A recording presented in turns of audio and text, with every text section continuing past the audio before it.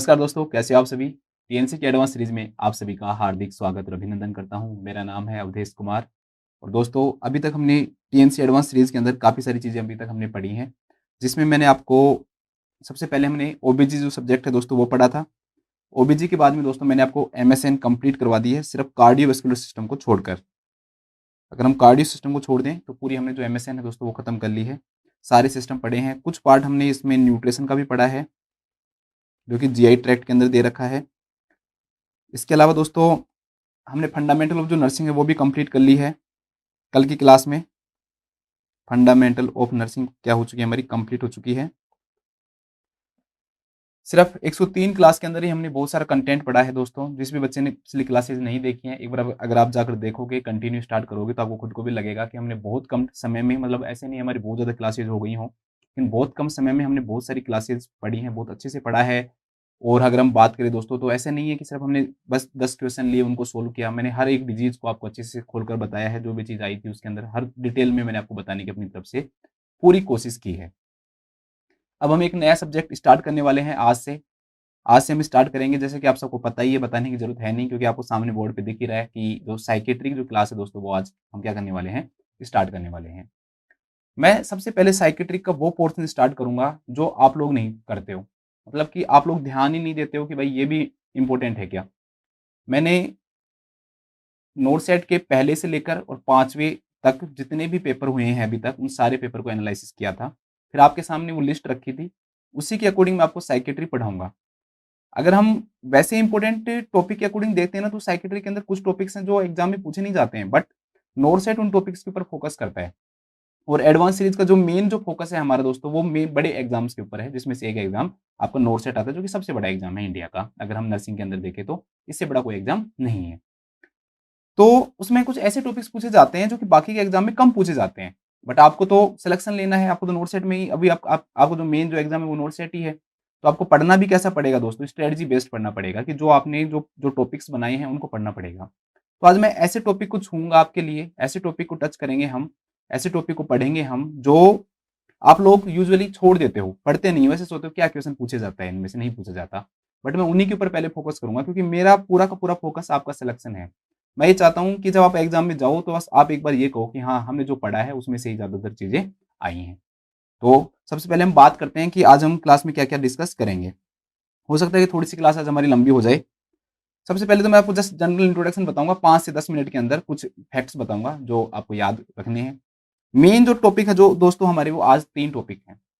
आज हम बात करेंगे मेंटल हेल्थ केयर एक्ट 2017 के बारे में, जिससे रिलेटेड बहुत सारे जो क्वेश्चन है दोस्तों वो आए हैं हमारे एग्जाम में। जैसे कि ये क्वेश्चन आया हुआ है, ये नोट सेट का ही क्वेश्चन है।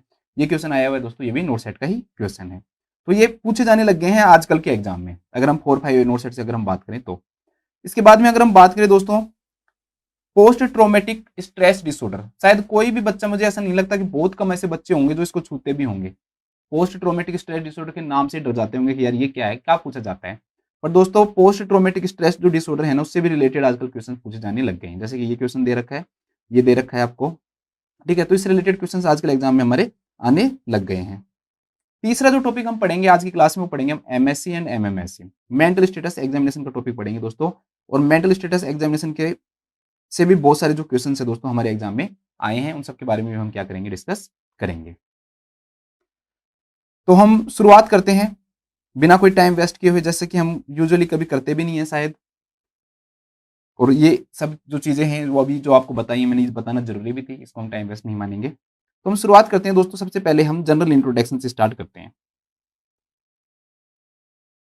General introduction.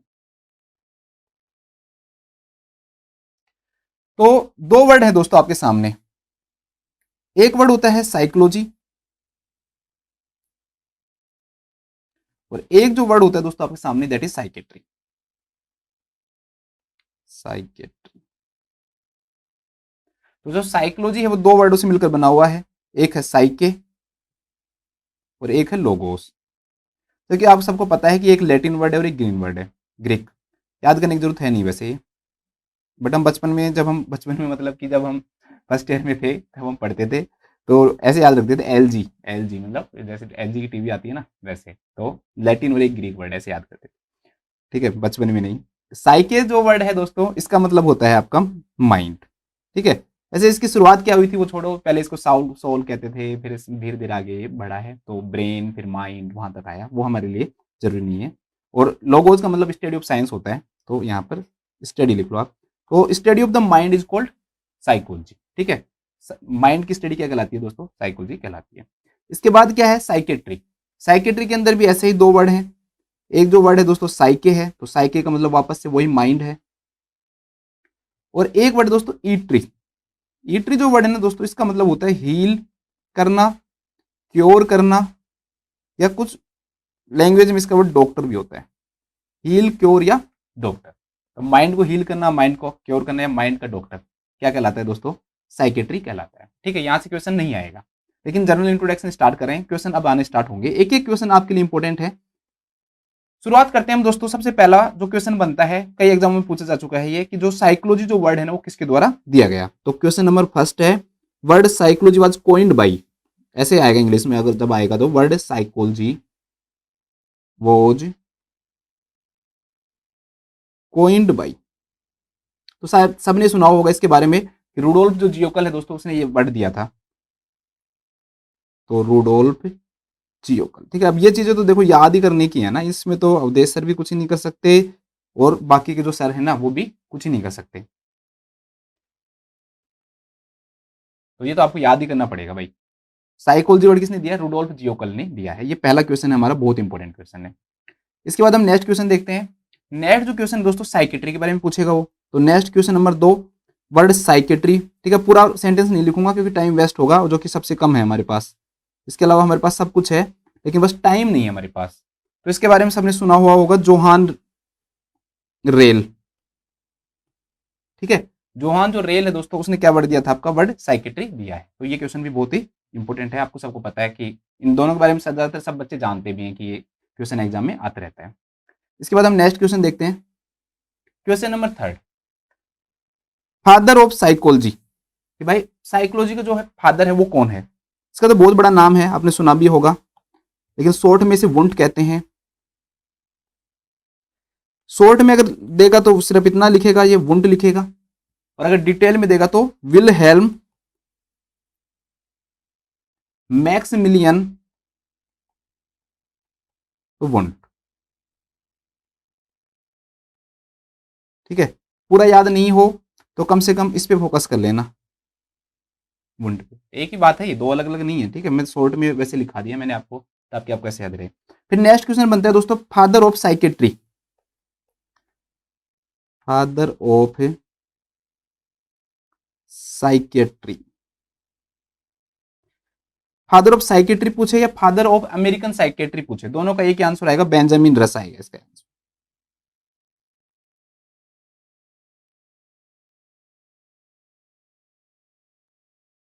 ठीक है, कौन सा क्वेश्चन हो गया ये? 4th। ठीक है, ये थोड़े से नाम है, मुझे पता है थोड़े से आपको टफ लग रहे होंगे, बट इंपॉर्टेंट है भाई, याद करना जरूरी है। कुछ नाम ज्यादा नहीं बता रहा, बट थोड़े बहुत तो याद करने ही पड़ेंगे आपको। आजकल आने लग गया कि फादर ऑफ मॉडर्न साइकेट्री, इसमें थोड़ी सी कंट्रोवर्सी है। फादर ऑफ मॉडर्न साइकेट्री, अगर आपके ऑप्शन के अंदर फिलिप पिनेल दे रखा है, पाइनेल, तो आप ये लिखोगे। लेकिन अगर ऑप्शन के अंदर फिलिप पाइनेल दे ही नहीं रखा, तब आप क्या चूज करोगे? सिगमंड फ्रूड चूज करोगे। और दोनों दे रखे हैं तो फिलिप पाइनेल चूज करोगे। ठीक है, थोड़ा सा ये ध्यान रख लेना आप, क्योंकि कंट्रोवर्शियल है ना, कि कुछ बुक्स में सिगमंड फिलिप पिनेल दे रखा है, किसी में सिगमंड फ्रूड दे रखा है, फिर ऐसी गड़बड़ हो जाती है। इसके बाद ये तो शायद सबको पता होगा, first psychiatric nurse. First psychiatric nurse, तो फर्स्ट साइकेट्रिक नर्स आपकी कौन है दोस्तों? लिंडा रिचर्ड। ठीक है, लिंडा रिचर्ड, RICHARD। ठीक है, क्वेश्चन नंबर कौन सा हो गया ये? 4, 5, 6। ठीक है, ऐसे नहीं कि हम एक क्लास में बस एक क्वेश्चन डिस्कस कर लिया हमने, और जैसे 10 क्वेश्चन पढ़ते हैं तो उसके बारे में डिस्कस नहीं, हम मतलब चाहते हैं कि अच्छे से पढ़ें दोस्तों, है ना, और हमसे जो भी पूछा जाए। अब एक क्वेश्चन हो रहा है, इसमें भी थोड़ी सी कंट्रोवर्सी है, इंडियन साइकेट्री के फादर के बारे में भी। Father of Indian psychiatry. तो अगर ऑप्शन के अंदर आपको विद्यासागर दे रखा हो तो विद्यासागर करोगे, विद्यासागर। लेकिन अगर ऑप्शन में विद्यासागर दे ही नहीं रखा तो फिर आप क्या करोगे दोस्तों, नरेंद्र दास सेन गुप्ता, बहुत बड़ा नाम है भाई का, लेकिन नरेंद्र याद रख लो, ज्यादा नहीं तो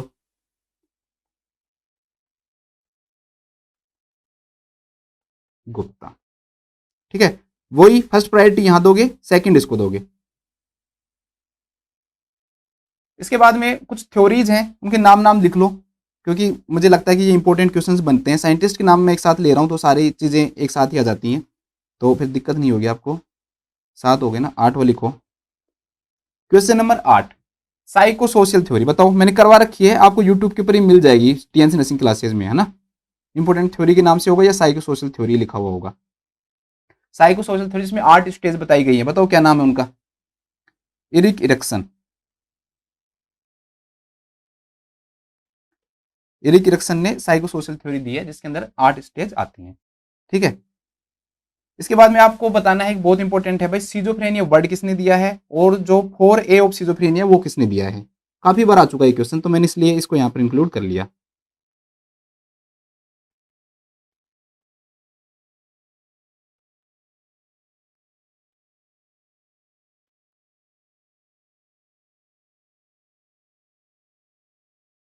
एक क्वेश्चन हो रहा है मेरा आपके, मैंने आपको ना सीजोफ्रेनिया पढ़ा रखा है भाई, 100 मोस्ट इंपोर्टेंट टॉपिक में जाकर देखोगे ना तो बहुत बड़ी क्लास ले रखी है मैंने, शायद 2-3 घंटे की क्लास होगी भाई। मेरा क्वेश्चन ये है कि आप लोग चाहते हो कि मैं सीजोफ्रेनिया को दोबारा से पढ़ाऊं, या आप चाहते हो कि सर हम उसको पढ़ लेंगे। ठीक है, आप 100 मोस्ट इंपोर्टेंट टॉपिक में जाके देखो, आपको सीजोफ्रेनिया मिल जाएगा।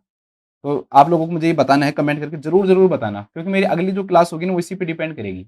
अगर ज्यादातर बच्चों के यस आंसर आएंगे तो मैं सीजोफ्रेनिया करवाऊंगा, मतलब कि करवानी है तो करवाऊंगा, और अगर आप कहोगे नहीं तो मैं नहीं करवाऊंगा, क्योंकि क्लास पड़ी हुई है, हमारे पास टाइम थोड़ा सा कम है, तो आप लोगों को जो लगेगा अच्छा मैं उस हिसाब से करूंगा। ठीक है, कहीं आप लोग सोचोगे यार बार बार रिपीट कर रहे हैं, तो मुझे भी कोई फायदा नहीं है, मैं चाहता हूँ कि आपका फायदा हो बस। ठीक है, सब जानते हैं, कौन नहीं जानते इनको, यूगेन ब्लूलेर, ठीक है, सब इनको जानते हैं। एक क्वेश्चन और आता है, क्वेश्चन नंबर 10। पहले तो इसको सिजोफ्रेनिया के नाम से जानते ही नहीं थे, किस नाम से जानते हैं इसको, डिमेंशिया प्राइकोक्स के नाम से जानते थे, तो इसका नाम लिख लो। इसको हम किस नाम से जानते थे, पहले सिजोफ्रेनिया नाम नहीं कहलाता था, डिमेंशिया प्राइकोक्स कहलाता था। तो ये क्वेश्चन पूछ लेते हैं भाई, डिमेंशिया प्राइकोक्स जो वर्ड है वो किसने दिया था, तो एमिल ने ये वर्ड दिया था। ठीक है, किसने दिया था, एमिल ने।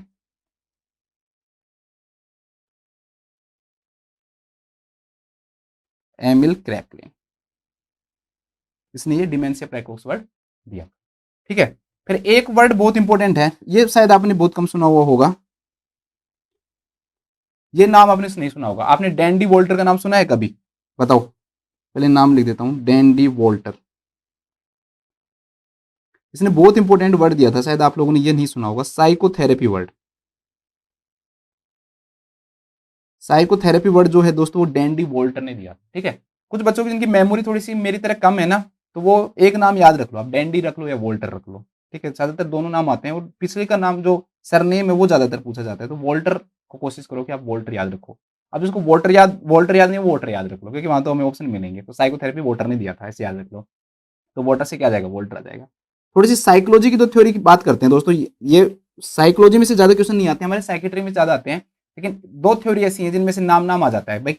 एक तो क्लासिकल कंडीशनिंग थ्योरी,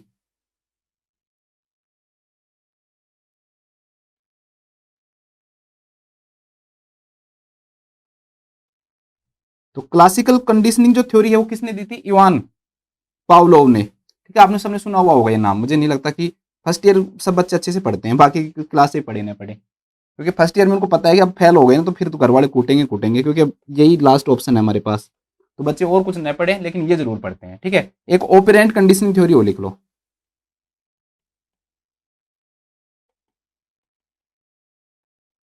इसका भी शायद सबने नाम सुना होता है, स्किनर का नाम। ठीक है, स्किनर। अब जब सबके बारे में बात कर ली तो एक व्यक्ति के बारे में हम बात करे बिना रह ही नहीं सकते, सिगमंड फ्रूड के बारे में थोड़ी सी बात करते हैं।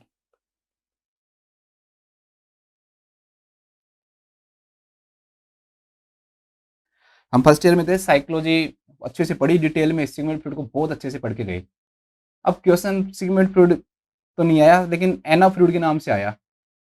अब भाई घबरा गए हम तो यार, हम सोचे यार ये सिगमंड फ्लूइड को ही सब बच्चे लिखेगा आगे कि Sigmund Freud is also known as Anna Freud, और फिर सिगमंड फ्लूइड के बारे में सारी चीज लिख के आगे। फिर बाद में पता चला कि सिगमंड फ्लूइड की बेटी है, वो भी एक साइकियाट्रिस्ट ही थी, उसके बारे में पूछा गया था। अब यार सिलेबस से बाहर पूछोगे तो अब बच्चे तो फर्स्ट ईयर के अंदर तो ऐसा तो है नहीं, सब किसी को नहीं पता होता, तो उस हिसाब से हम एना फ्लूइड को सिगमंड फ्लूइड के बारे में लिख के आ गए थे। पहला क्वेश्चन इसे बनता है कि फाउंडर ऑफ साइको एनालिसिस, ये थ्योरी मैंने पूरी करवा रखी है, साइको एनालिसिस के बारे में डिटेल में मैंने आपको पढ़ा रखा है, 100 मोस्ट इंपोर्टेंट टॉपिक में आप जाके देख सकते हो। इसके अलावा इसने फ्री एसोसिएशन के बारे में बताया था, ये वर्ड भी समझा रखा है मैंने आपको वहां पे, ठीक है। मैं चाहता हूँ थोड़ा सा आपका टाइम कम वेस्ट हो। फ्री एसोसिएशन है ना, जिन बच्चों को दिख नहीं रहा होगा, दोबारा से इधर लिख देता हूँ, फ्री एसोसिएशन, ठीक है। एक psycho dynamic theory,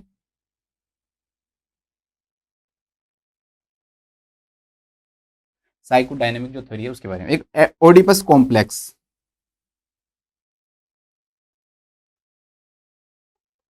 Oedipus complex के बारे में बताया था। और साइकेट्रिक के अंदर कोकेन का use of cocaine in psychiatric, cocaine in, ये लेके आए थे कि भाई साइकेट्रिक के अंदर हम कोकेन का यूज कैसे कर सकते हैं। सबको याद कर लिया तो कैबलर रोज तो वो कहेगा भाई मुझे जरूर याद करो, क्योंकि मेरे बिना तुम लोगों को मैं एग्जाम पास नहीं करने दूंगा। तो कैबलर रोज ने क्या दिया था बताओ, 5 स्टेज ऑफ ग्रिप दी थी, 5, शायद मैं 3-4 बार बता चुका हूँ आपको एडवांस सीरीज के अंदर ये। तो आपको मुझे बताना है कि D, A, B, D और A, इन सब की फुल फॉर्म बतानी है मुझे, आप लोग बताओगे, ठीक है। ये मैं नहीं बताऊंगा भाई, हर चीज़ थोड़ी मैं बताऊंगा, आप लोग भी मेरी थोड़ी सी हेल्प करोगे ना, ठीक है। तो ये कुछ साइंटिस्ट थे जिनके बारे में हमने बात की दोस्तों, मुझे लगता है कि आप लोगों को शायद समझ में आ गया होगा। रिवाइज यहाँ पर करवाने का कोई फायदा नहीं है, जिस बच्चे को रिवीजन की जरूरत है तो एक बार वापस वीडियो में बैक जाके देख लो, समझ में आ जाएगा, ठीक है। क्योंकि फालतू में टाइम वेस्ट क्यों करना मुझे आपका।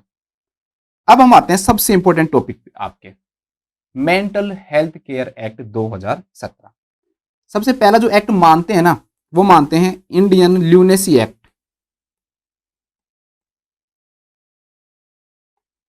1912 में आया था। फिर दूसरा जो एक्ट आया दोस्तों, मेंटल हेल्थ एक्ट आया 1987। यहां तक तो हम पढ़ते ही थे कॉलेज लाइफ में भी, बट अब एक्सक्यूज मी एक सेकंड, क्लास में हूं मैं, क्लास में। इसके बाद में हम बात करते हैं दोस्तों, अब हमारा जो थर्ड जो एक्ट आया है, जो कि अब एग्जाम के पॉइंट ऑफ व्यू से सबसे इंपॉर्टेंट है, mental health care act 2017। Indian lunacy act 1912 में आया था, ये ह्यूमन राइट को वॉयलेट करता था, मतलब ह्यूमन राइट के खिलाफ ही था ये, ठीक है। जो हॉस्पिटल वाले थे, जो कस्टडियन थे, उनके ऊपर ज्यादा फोकस करता था, तो ये तो वैसे ही बेकार था। 1950 के अंदर ही ड्राफ्ट दे दिया गया था कि भाई नया एक्ट बनाओ, बनते बनते एक्ट को हमारे 1987 के अंदर ये एक्ट बनकर तैयार हुआ। अब मेंटल हेल्थ जो एक्ट है 1987 वाला जो एक्ट है दोस्तों, इसके अंदर मेन जो फोकस था ना, वो एडमिशन और डिस्चार्ज के ऊपर किया गया था। जबकि मेंटल हेल्थ केयर एक्ट चारों तरफ से हर किसी के ऊपर फोकस करता है, मेंटल हेल्थ इस्टेब्लिशमेंट के ऊपर ये मेनली क्या करता है, फोकस करता है, कई सारी चीजें ये देता है, ठीक है। अब बात करते हैं कि क्या क्या देता है ये। सबसे पहली चीज ध्यान रखना कि ये एक्ट इस्टेब्लिशमेंट करता है, इस्टेब्लिशमेंट ऑफ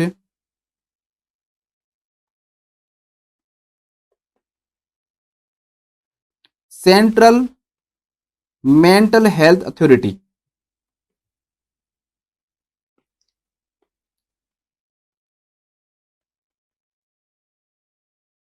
जैसे मतलब हर का एक इंस्टीट्यूशन होता है बहुत बड़ा, उस प्रकार से एक अथॉरिटी बनाई जाएगी सेंट्रल लेवल पर, जैसे क्या नाम दिया गया, सेंट्रल मेंटल हेल्थ अथॉरिटी नाम दिया गया। क्वेश्चंस मैं बाद में करवा दूंगा, क्योंकि मैं चाहता हूँ कि अभी आपको टॉपिक्स के बारे में पता लगे, क्वेश्चंस कितने अच्छे अच्छे आए हुए हैं वो बात करेंगे हम नोट सेट के बारे में, इसमें कि नोट सेट में कौन कौन से क्वेश्चंस आए हुए हैं। तो पहला क्या है कि establishment of central mental health authority का फॉर्मेशन होगा, ठीक है, इस एक्ट के थ्रू।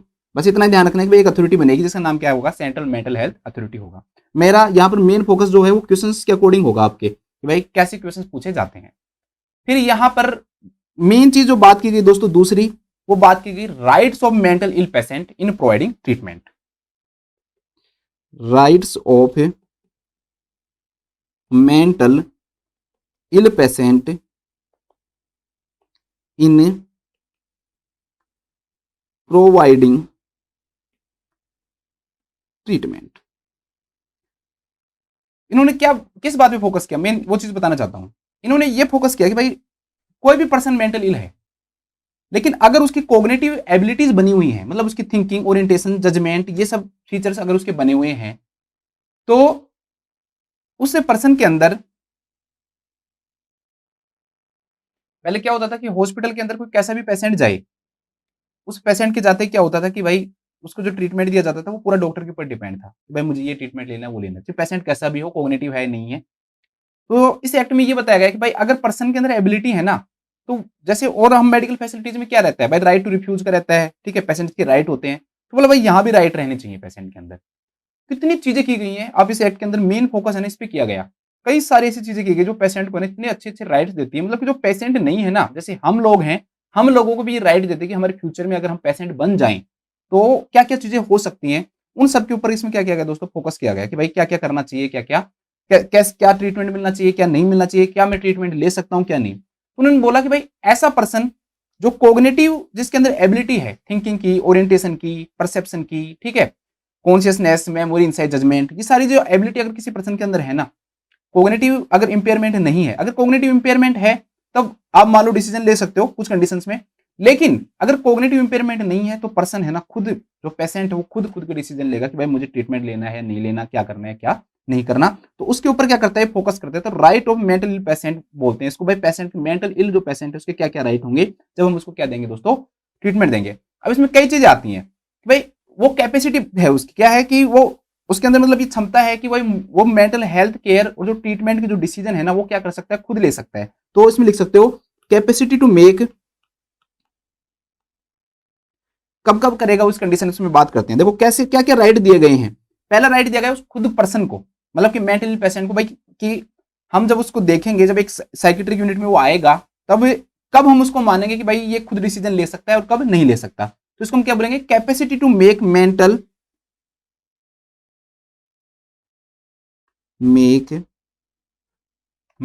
हेल्थ केयर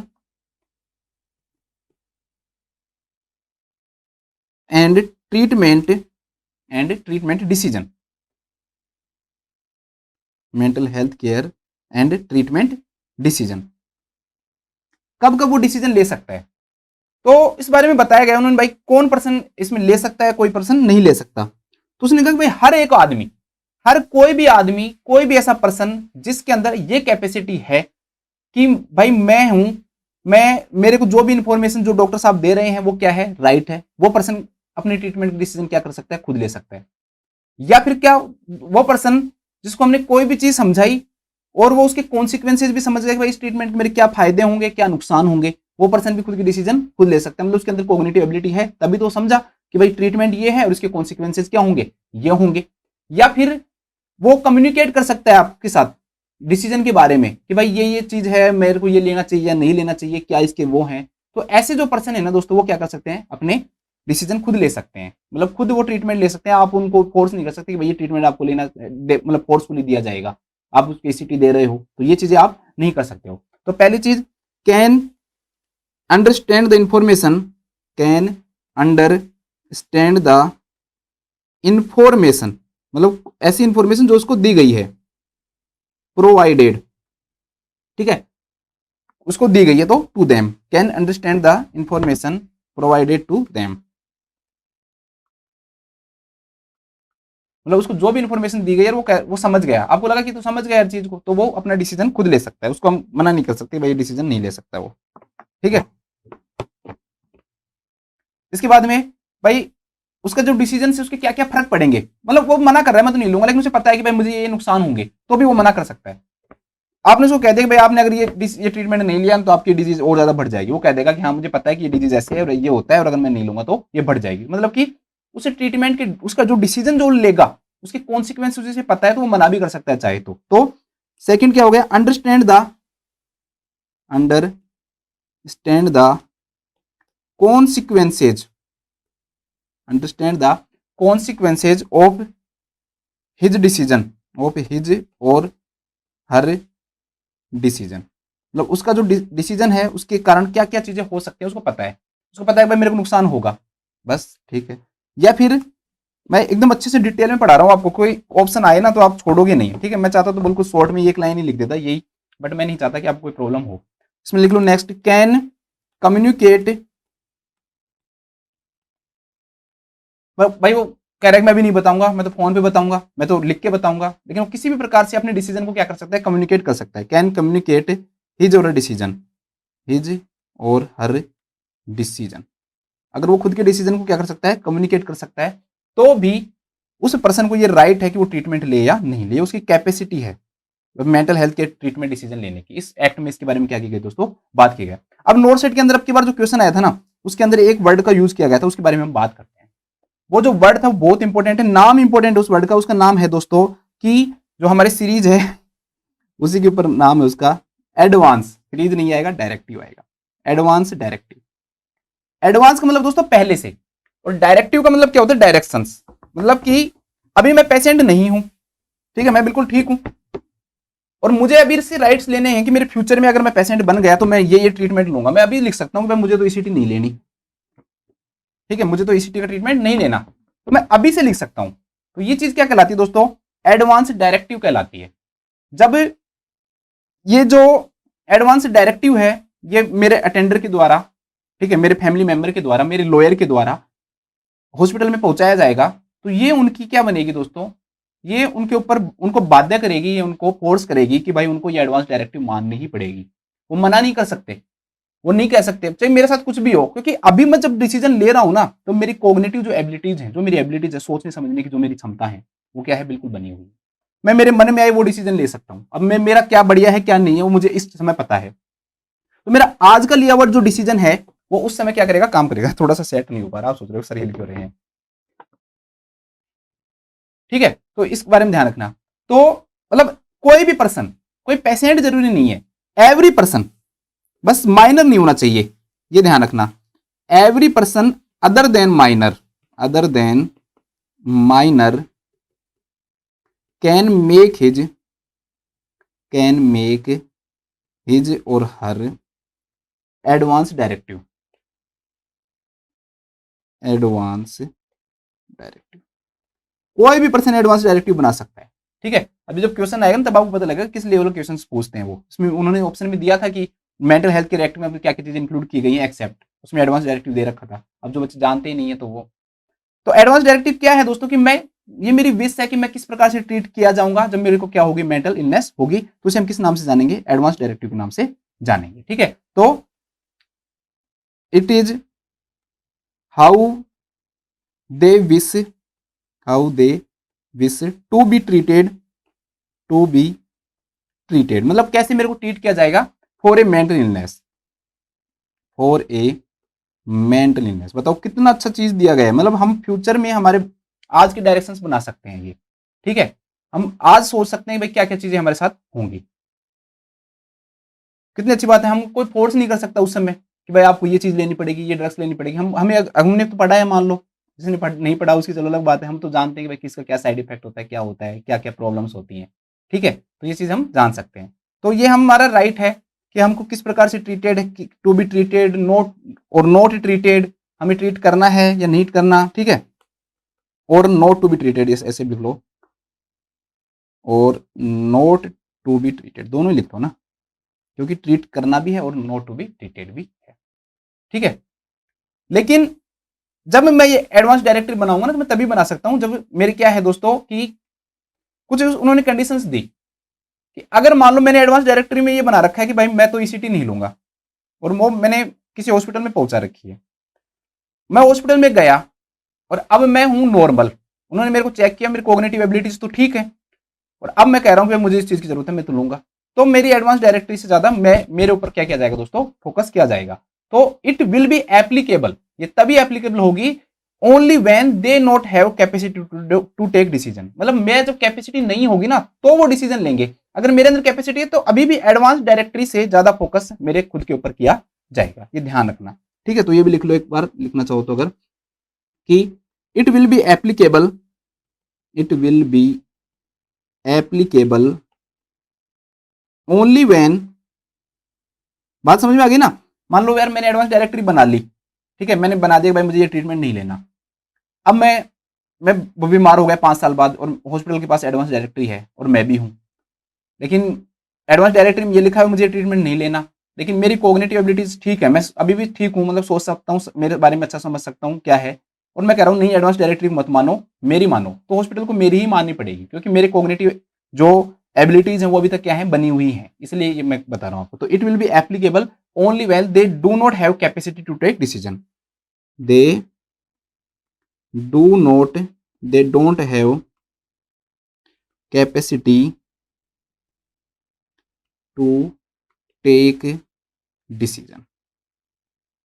अब आपके दिमाग में एक चीज आ रही होगी कि पहले चीज तो ये सुनो कि जो डॉक्टर्स जो होंगे ना, साइकिट्रिस्ट जो भी होंगे, उनको ये उनकी ड्यूटी है कि भाई वो मेरे एडवांस डायरेक्टरी को क्या करेंगे, फॉलो करेंगे। लेकिन आपके दिमाग में एक चीज आ रही होगी, मान लो दोस्तों कि मैं तो, मेरे लिए ट्रीटमेंट बहुत जरूरी है और मैंने एडवांस डायरेक्टरी में पहले लिख दिया कि भाई ये ट्रीटमेंट मैं नहीं लूंगा, और मेरी क्या होगी दोस्तों, उसके कारण मान लो मेरे साथ कुछ भी गलत हो गया, मेरी डेथ हो गई, तो क्या डॉक्टर इसके लिए लाइबल होगा? तो उसमें लिखा हुआ है कि अगर एडवांस डायरेक्टरी में से लिखा हुआ है तो कोई भी मेरे साथ बुरी चीज होती है, अनफोर्सिन कॉन्सिक्वेंसेज होते हैं, तो डॉक्टर जो है दोस्तों वो इसके लिए कोई भी जिम्मेदार नहीं होगा, कोई भी लाइबल नहीं होगा। ठीक है, ये चीज आपको ध्यान रखनी है। तो एक तो इसमें क्या लिखा हुआ है कि भाई it is the duty of psychiatrist, देखो it is the duty of psychiatrist, is the duty of the psychiatrist to follow the advanced directory,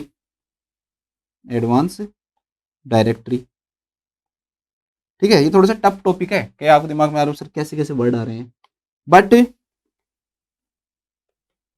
psychiatrist will not be liable for any bad happening. कुछ भी मेरे साथ future में होता है, मान लो unforeseen consequences होते हैं, बैड हैपनिंग होती है, तो उस कंडीशन के अंदर साइकियाट्रिस्ट को कोई दिक्कत नहीं होगी। ऐसा नहीं है कि आप उसको कोर्ट में, मतलब आपके पेरेंट्स से, आपकी फैमिली मेंबर्स को कोर्ट में लेके चले जाएं, ऐसा नहीं होगा। ठीक है, तो यही है आपकी एडवांस डायरेक्टरी, सिंपल सी बात है। देखो अब ये तो हर चीज है ना टफ होती है, लेकिन उसको आप माइंड में डालोगे तो सिंपल करके डालोगे ना, तो सिंपल करके डालो। सिंपल सी बात क्या है भाई, एडवांस डायरेक्टरी है क्या, मतलब एक मेरी ऐसी डॉक्यूमेंट जो मैं पहले बनाऊंगा, एडवांस में बनाऊंगा कि भाई मेरा ट्रीटमेंट कैसे मुझे लेना है और क्या ट्रीटमेंट मुझे नहीं लेना, यही क्या कहलाता है एडवांस डायरेक्टरी। पहली चीज, एडवांस डायरेक्टरी से ज्यादा इंपॉर्टेंट मैं खुद हूं, अगर मेरे अंदर कॉग्निटिव एबिलिटीज अवेलेबल हैं तो एडवांस डायरेक्टरी ज्यादा काम की नहीं है, मेन मैं काम का हूं। दूसरी बात, डॉक्टर को ये एडवाइस दी जाती है इस एक्ट के थ्रू कि भाई आपको एडवांस डायरेक्टरी माननी पड़ेगी, आप अपना खुद का नहीं चला सकते। फिर डॉक्टर कह रहा है फिर मैं कुछ हो गया तो भाई कुछ हो गया तो तुम्हारी कोई जिम्मेदारी नहीं होगी, बस ये एडवांस डायरेक्टरी है। ठीक है, कुछ ऐसी बात तो है नहीं एडवांस डायरेक्टरी में। नेक्स्ट क्या है दोस्तों, एक नई चीज और लेके आ गए वो नॉमिनेटिव रिप्रेजेंटेटिव। ठीक है, इसी एक्ट के थ्रू दूसरे है ये, थर्ड लिखो, थर्ड चीज वो लेके आए, ये फोर्थ है, ये शायद वो थर्ड था, क्योंकि हमने एक एस्टेब्लिशमेंट ऑफ वो भी पढ़ा था ना, चलो छोड़ो इसको लिख लो जैसे है, सीक्वेंस क्या फर्क पड़ता है यार। देखो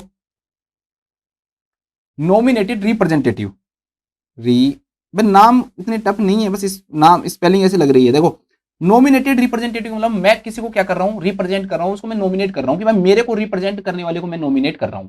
ठीक है, मैं कह रहा हूं कि भाई ये मेरी वाइफ है, वो उसको मैं क्या करता हूं, नॉमिनेट करता हूं कि मेरे जितने भी जो डिसीजंस है ना, अगर मेरे को कोई भी मेंटल इलनेस होती है तो मेरे सारे डिसीजंस कौन लेगा, मेरी वाइफ लेगी, मेरा फ्रेंड लेगा, ठीक है, ये लेगा, कोई भी पर्सन को मैं नॉमिनेट कर सकता हूं, मेरी मर्जी होगी, मैं उसको क्या कर सकता हूं, नॉमिनेट कर सकता हूं। मतलब हर पर्सन एक पर्सन को क्या कर सकता है दोस्तों, अपॉइंट कर सकता है, क्या कर सकता है, किसी पर्सन को अपॉइंट कर सकता है कि उसकी मेंटल इलनेस होने के ऊपर इन मैं कॉग्निटिव एबिलिटीज में लॉस कर दिया, मैंने लॉस ऑफ कॉग्निटिव एबिलिटीज हो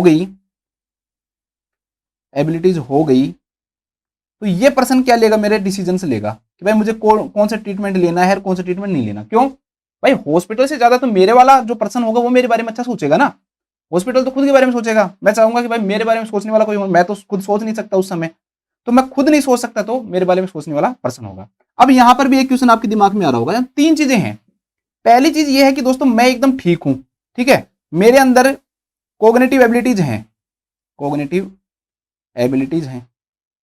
दूसरा, मैंने हॉस्पिटल को एडवांस डायरेक्टरी भी दे रखी है, एडवांस जो डायरेक्टिव है वो भी दे रखे हैं।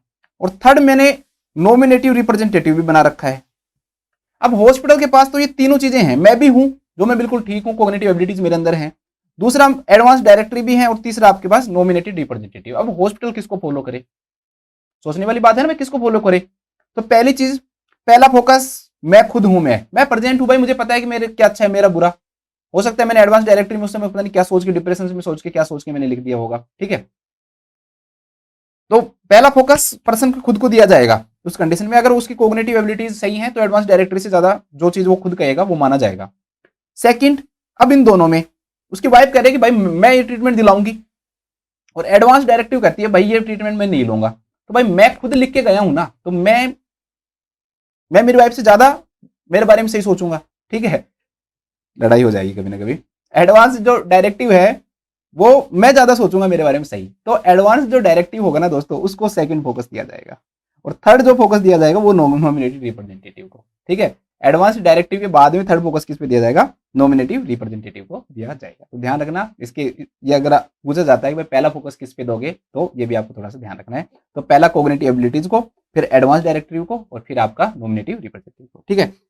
इसके अंदर, इस कैट के अंदर इसके अलावा बात की गई थी, नेक्स्ट है ये, वो खत्म हो गया हमारा। नेक्स्ट इसमें एडमिशन की भी बात की गई है, ठीक है, इसमें एडमिशन की भी बात की गई है। सिंपल सा दे रखा है भाई, एक तो पर्सन खुद एडमिशन ले सकता है, तो कितने प्रकार के एडमिशन की बात की गई, दो प्रकार के एडमिशन की, बस इतना याद रखना है, इंडिपेंडेंट का, और एक मुझे कोई एडमिट कराए, मेरा फैमिली मेंबर कोई एडमिट कराए, ठीक है, तो वो क्या कहलाएगा दोस्तों, सपोर्टेड कहलाएगा। बस तो दो प्रकार के एडमिशन की बात की गई, एक इंडिपेंडेंट और एक सपोर्टेड। एक दोस्तों डायरेक्ट जो ईसीटी है ना, उसके ऊपर क्या किया गया है, बैन किया गया, बहुत इंपॉर्टेंट है ये ध्यान रखना। इसके according ban on direct ECT, direct ECT के ऊपर क्या कर दिया गया, बैन कर दिया गया। मतलब कि ऐसी ईसीटी जो बिना किसी, विदाउट मसल रिलैक्सेंट या बिना एनेस्थीसिया के दी जाए, उसको कंप्लीटली क्या कर दिया गया दोस्तों, बैन कर दिया गया है। ध्यान रखना, कोई भी कंडीशन हो वो बैन है, नहीं दे सकते हैं। अगर बिना मसल रिलैक्सेंट और बिना एनेस्थीसिया के अगर आप ईसीटी दे रहे हो, नहीं दे सकते हो, उसको कंप्लीटली रूप से क्या कर दिया गया दोस्तों, बैन कर दिया गया। ऑप्शन में आपको फंसाएगा वो कि उसको दे सकते हैं क्या, उसको नहीं दे सकते हैं क्या, कहीं भी डायरेक्ट ईसीटी लिख दे तो कोई भी कंडीशन हो दोस्तों, डायरेक्ट ईसीटी में आपको क्या लिखना है, नहीं। Next, ban on ECT for minor, भाई माइनर के लिए भी ईसीटी को क्या कर दिया गया दोस्तों, बैन कर दिया गया है। लेकिन इनडायरेक्ट ईसीटी कुछ केसेस में दी जा सकती है। क्या होगा दोस्तों, एक बोर्ड का फॉर्मेशन होगा, साइकिट्रिस्ट इस बोर्ड के पास भेजेगा कि भाई इस बच्चे को इनडायरेक्ट ईसीटी की क्या है, जरूरत है, डायरेक्ट ईसीटी तो दे नहीं सकते, तो बोर्ड डिसीजन लेगा कि भाई ठीक है, अगर जरूरत है उसको लगेगी, ठीक है तो ले लेगा, नहीं जरूरत है तो नहीं लेगा। तो बोर्ड के डिसीजन के ऊपर फोकस रहेगा। वैसे इसके अंदर क्या लिखा गया है कि वैसे बैन किया गया है, डायरेक्ट तो बैन किया गया है, साइकिट्रिस्ट खुद फैसला नहीं ले सकता है, उसको फैसला लेने के लिए दोस्तों किसके ऊपर डिपेंड रहना पड़ेगा, बोर्ड के ऊपर डिपेंड रहना पड़ेगा, ठीक है। अगर बोर्ड कहता है तो ठीक है, नहीं तो नहीं। इसी प्रकार से दोस्तों साइको सर्जरी के ऊपर भी बैन किया गया। मैं हर एक पॉइंट इसलिए लिखा रहा हूं क्योंकि वो चार ऑप्शन देंगे ना, उसमें देखेंगे इस बार मेंटल हेल्थ केयर एक्ट में क्या नहीं हुआ, क्या हुआ। तो ban on psycho surgery, psycho surgery के ऊपर भी बैन, और वही सेम चीज साइको सर्जरी में भी क्या, किसका फॉर्मेशन होगा, मेडिकल बोर्ड का। अगर मेडिकल बोर्ड को लगेगा तो ही वो इस चीज को अप्रूवल देगा, और अगर नहीं लगेगा तो वो नहीं देगा। अब एक बहुत अच्छी चीज हुई है दोस्तों, पहले जो सुसाइड जो अटेम्प्ट था वो एक क्या था, क्राइम था, अब वो क्राइम नहीं है, नॉट ए ऑफेंस एनीमोर, ठीक है। तो suicide attempt is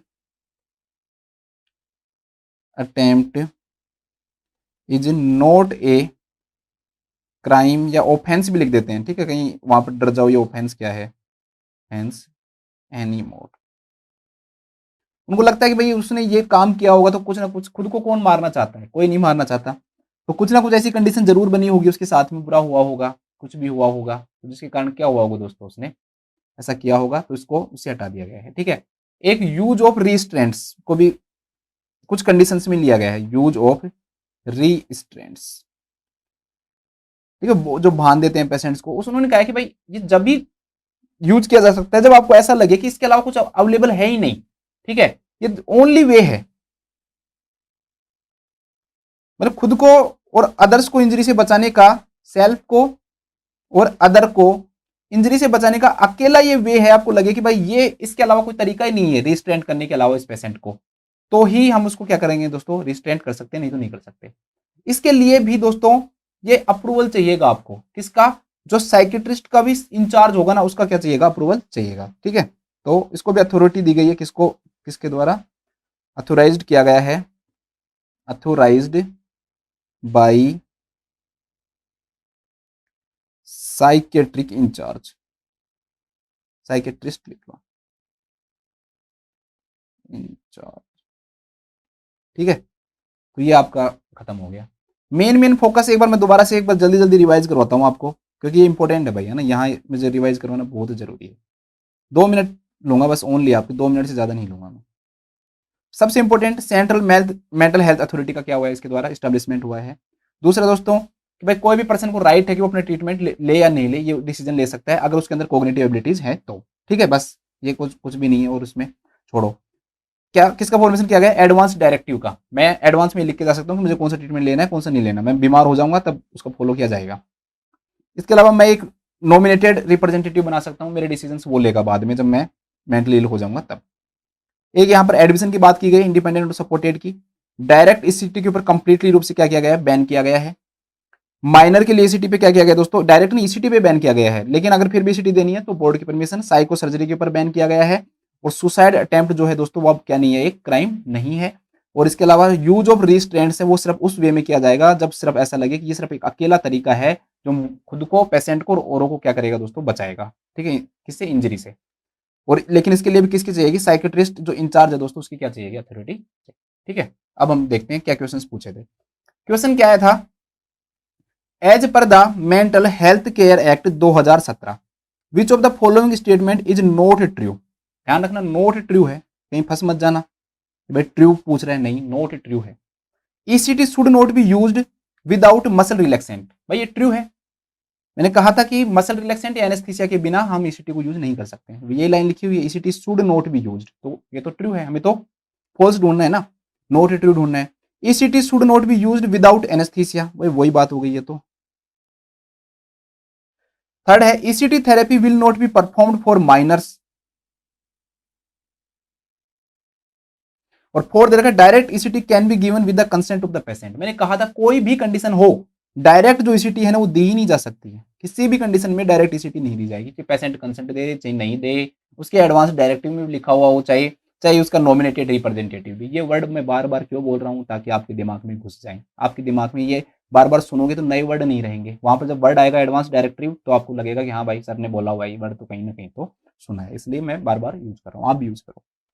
next question क्या है, which of the following are features of mental health care act 2017 except. देखो इनको एक्सेप्ट से बहुत प्यार है, उसका क्या फायदा है कि 4 सेंटेंस में आपको चारों सेंटेंस पता होंगे ना, तभी आप सही कर सकते हो, तुक्का नहीं लगा सकते। क्यों, क्योंकि आपको अगर तीनों नहीं पता तो फिर गड़बड़। पहला है दोस्तों प्रोविजन ऑफ एडवांस डायरेक्टिव, आ गया ना वर्ड, हाँ है भाई इस एक्ट में, है या नहीं है। सेकंड देखा attempt to ECT is not recommended for, ये आंसर नहीं है, कहीं आंसर सोचो, मैं तो वैसे लिख दिया इसमें ना, तो एक्सेप्ट ये तो सही है। ECT is not recommended for older adult, ऐसा कोई प्रोविजन मैंने कहीं बताया आपको भाई ओल्डर एडल्ट से रिलेटेड ये है या नहीं है, मैंने माइनर जरूर बताया था, ओल्डर एडल्ट माइनर तो होते नहीं है, तो अभी तक हमारा आंसर यही होगा ना, ये कोई प्रोविजन नहीं है। बाकी के ऑप्शन भी देख लेते हैं एक बार। Attempt to commit suicide not an offence, सही बात है। और establishment of central mental health authority, ये भी सही बात है। तो एक ऐसी चीज है दोस्तों जो कि रिकमेंड नहीं की गई है, it is not recommended for older adults. देखो कितना अच्छा टॉपिक है, कितना मजा आया, कितना सिंपल है, कुछ नहीं है। अब हम बात करते हैं दोस्तों नेक्स्ट टॉपिक की, पोस्ट ट्रॉमेटिक स्ट्रेस डिसऑर्डर। इसका भी उनको अच्छा लगता है ये टॉपिक भी, प्रेम हो गया उनको इस टॉपिक से, पोस्ट ट्रॉमेटिक स्ट्रेस डिसऑर्डर। भाई किसी भी पर्सन के अंदर कोई भी स्ट्रेस आए, और अच्छा से पढ़ेंगे अभी, स्ट्रेस आए उसकी लाइफ में, या कोई भी ट्रॉमा आए, या फिर हम कहें कि ट्रॉमा के बाद किसी भी पर्सन के अंदर क्या है दोस्तों, स्ट्रेस आए, तो इसे हम किस नाम से जानेंगे, पोस्ट ट्रॉमेटिक स्ट्रेस डिसऑर्डर के नाम से जानेंगे। मतलब पोस्ट ट्रॉमा स्ट्रेस आना, क्या कहलाता है दोस्तों? पोस्ट ट्रॉमेटिक स्ट्रेस डिसऑर्डर कहलाता है। कुछ क्वेश्चंस हो सकते हैं दोस्तों इससे रिलेटेड आगे के एग्जाम में आपसे पूछ लें, तो उससे रिलेटेड मैं बता देता हूं। अगर किसी भी पर्सन के अंदर भाई कोई भी ट्रॉमा होने के बाद अगर 2 दिन से कम सिम्टम्स रहते हैं, ठीक है, कोई भी पर्सन है दोस्तों, उसको हुआ ट्रॉमा, यहां पर लिख लो ट्रॉमा। ट्रॉमा के बाद पर्सन को क्या हुआ दोस्तों? स्ट्रेस हुआ। क्या हुआ? स्ट्रेस हुआ। अभी क्या ट्रॉमा हुआ वो हम भी बात करेंगे आगे हम, है ना। लेकिन वो स्ट्रेस उसको 2 दिन से ही कम रहा, ज्यादा दिन नहीं रहा, 2 दिन से भी कम रहा, तो इसको कोई बड़ी बात नहीं है, ये नॉर्मल है, तो इसको हम एक्यूट स्ट्रेस रिएक्शन बोलते हैं। This is known as acute stress reaction. इसे हम किस नाम से जानते हैं? एक्यूट स्ट्रेस रिएक्शन के नाम से जानते हैं। ठीक है, 2 दिन से अगर कम ट्रॉमा है तो कोई बड़ी बात नहीं है, एक्यूट स्ट्रेस रिएक्शन कहलाता है ये। लेकिन अगर ये 2 दिन से लेकर और अगर दोस्तों 2 दिन से ज्यादा रहे, ठीक है, लेकिन मोर देन 2 डेज रहे, लेकिन अगर ये मोर देन 2 डेज और 2 वीक तक रहे, कितने वीक तक रहे? 2 वीक तक, तो इसे हम बोलेंगे एक्यूट। देखो वहां पर क्या था? एक्यूट स्ट्रेस रिएक्शन, बस यहां पर एक्यूट स्ट्रेस डिसऑर्डर, एक्यूट, ठीक है, स्ट्रेस डिसऑर्डर, बस रिएक्शन की जगह डिसऑर्डर आ जाएगा। अभी डिसऑर्डर बन गया, वहां पर तो रिएक्शन था, मैंने कहा था नॉर्मल है, अब ये नॉर्मल नहीं कहलाएगा।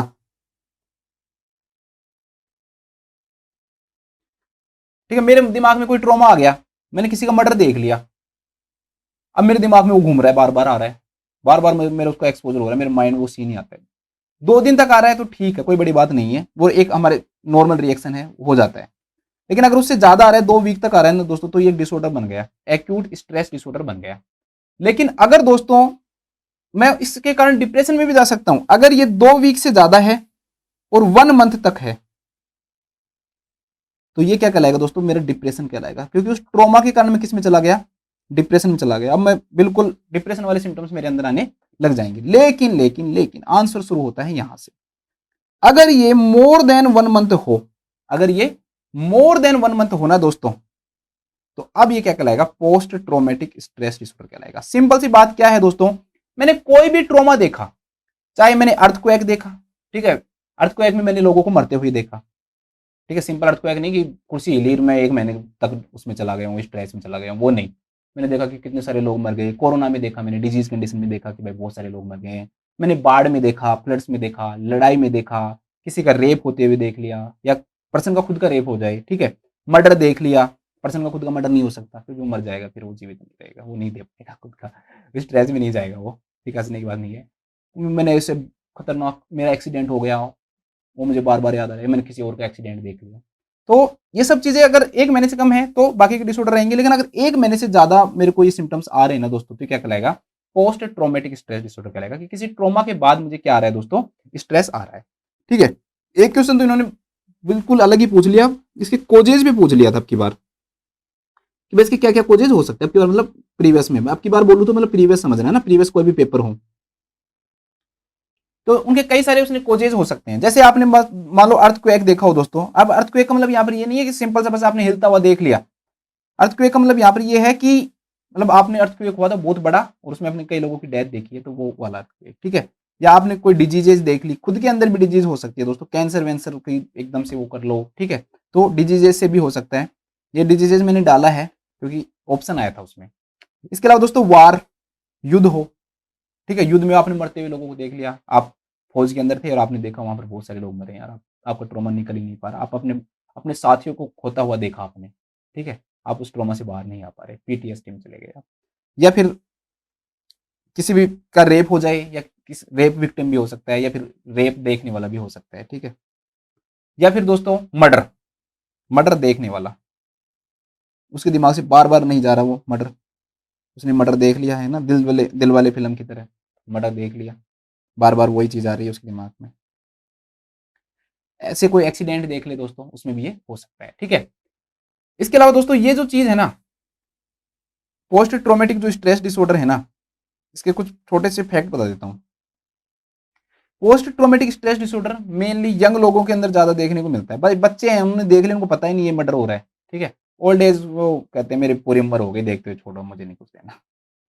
यंग में और फीमेल्स में, ठीक है, उसके बाद में एडल्ट, यंग में भी और एडल्ट में, इनके अंदर क्या होता है दोस्तों? पोस्ट ट्रॉमेटिक स्ट्रेस जो डिसऑर्डर है वो ज़्यादा देखने को मिलता है। ठीक है, अगर हम औरों की कंपेयर में करें तो इससे रिलेटेड एक क्वेश्चन आया था, देखो अभी यहाँ दे रखा है, हाँ ये क्वेश्चन देखो, ये क्वेश्चन पूछा गया था कि which of the following cause for post traumatic stress disorder accept.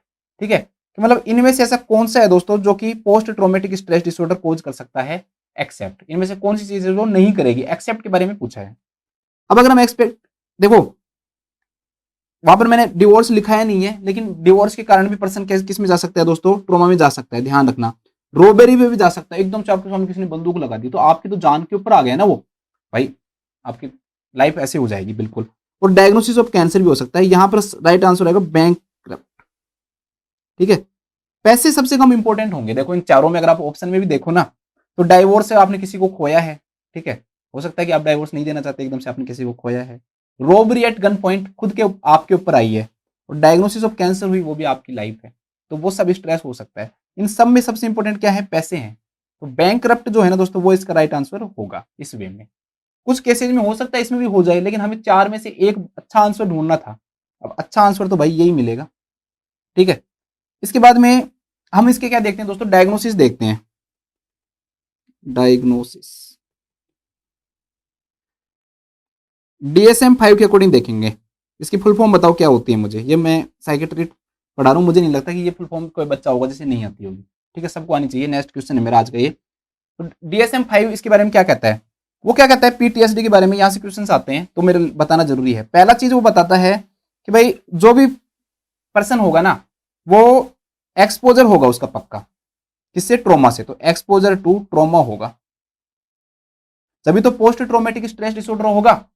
अब उसने बताया कि भाई DSM-5 जो क्लासिफिकेशन है वो कई वे में बताता है, वो कहता है कि भाई कई वे में क्या हो सकता है दोस्तों, पर्सन को ट्रोमा हो सकता है। एक तो मान लो कि मैं हूं खुद, मुझे क्या हुआ है दोस्तों, ट्रोमा हुआ है, तो मैं डायरेक्टली एक्सपोज हुआ हूं ट्रोमा से, डायरेक्टली एक्सपोज्ड टू ट्रोमा। एक तो ये हो सकता है कि मैं डायरेक्टली ट्रोमा से क्या हो गया हूं दोस्तों, एक्सपोज्ड हो गया हूं, या फिर मैंने उस ट्रोमा को देखा है, तो देखने वाला आई, और गवाह विटनेस, आई विटनेस। ठीक है, मेरी तरह जिसकी अंग्रेजी कम है वो ऐसे याद करो, आई विटनेस, और इससे ज्यादा तो और क्या करोगे आप याद।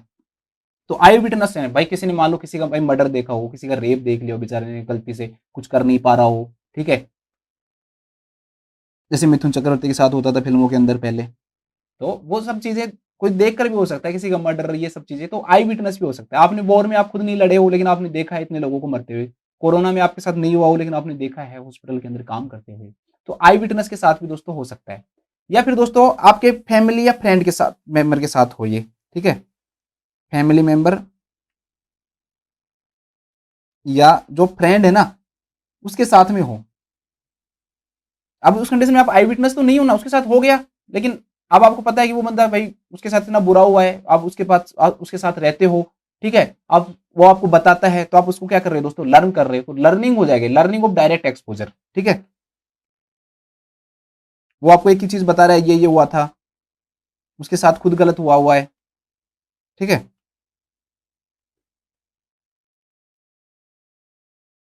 तो इसके कारण भी हो सकता है, भाई फैमिली मेंबर और फ्रेंड के साथ में हुआ हो तब भी हो सकता है। या फिर दोस्तों मान लो कि आप किसी एनजीओ के काम करते हो और बार बार आपके पास ऐसे केस आते रहते हैं कि जिसमें छोटे छोटे बच्चों का रेप हो रहा है, आपको दिमाग में बार बार ऐसे होते हैं, लोग ऐसा कर कैसे सकते हैं। जब बार बार दिमाग में चीजें आती है ना, तो वो पर्सन भी ट्रोमा में जा सकता है, ऐसा हो सकता है। ठीक है, बार बार आप न्यूज़पेपर पढ़ते हो, टीवी में डेली देखने लग गए, आपके दिमाग में बातें घूमने लग गई कि यार इस बंदे के साथ ये हुआ हुआ तो हुआ क्यों। आपका काम, आपका इलेक्ट्रॉनिक मीडिया के द्वारा, या आप किसी पर्सन ने बार बार एक ही चीज बता रहा है दोस्तों, तो रिपीटेड एक्सपोजर जो होता है ना, उससे भी हो सकता है, ये ध्यान रखना, रिपीटेड एक्सपोजर। ठीक है, रिपीटेड एक्सपोजर किस चीज की, जो ट्रॉमेटिक जो इवेंट हुआ है उसकी डिटेल्स की। ठीक है, तो repeated exposure of details of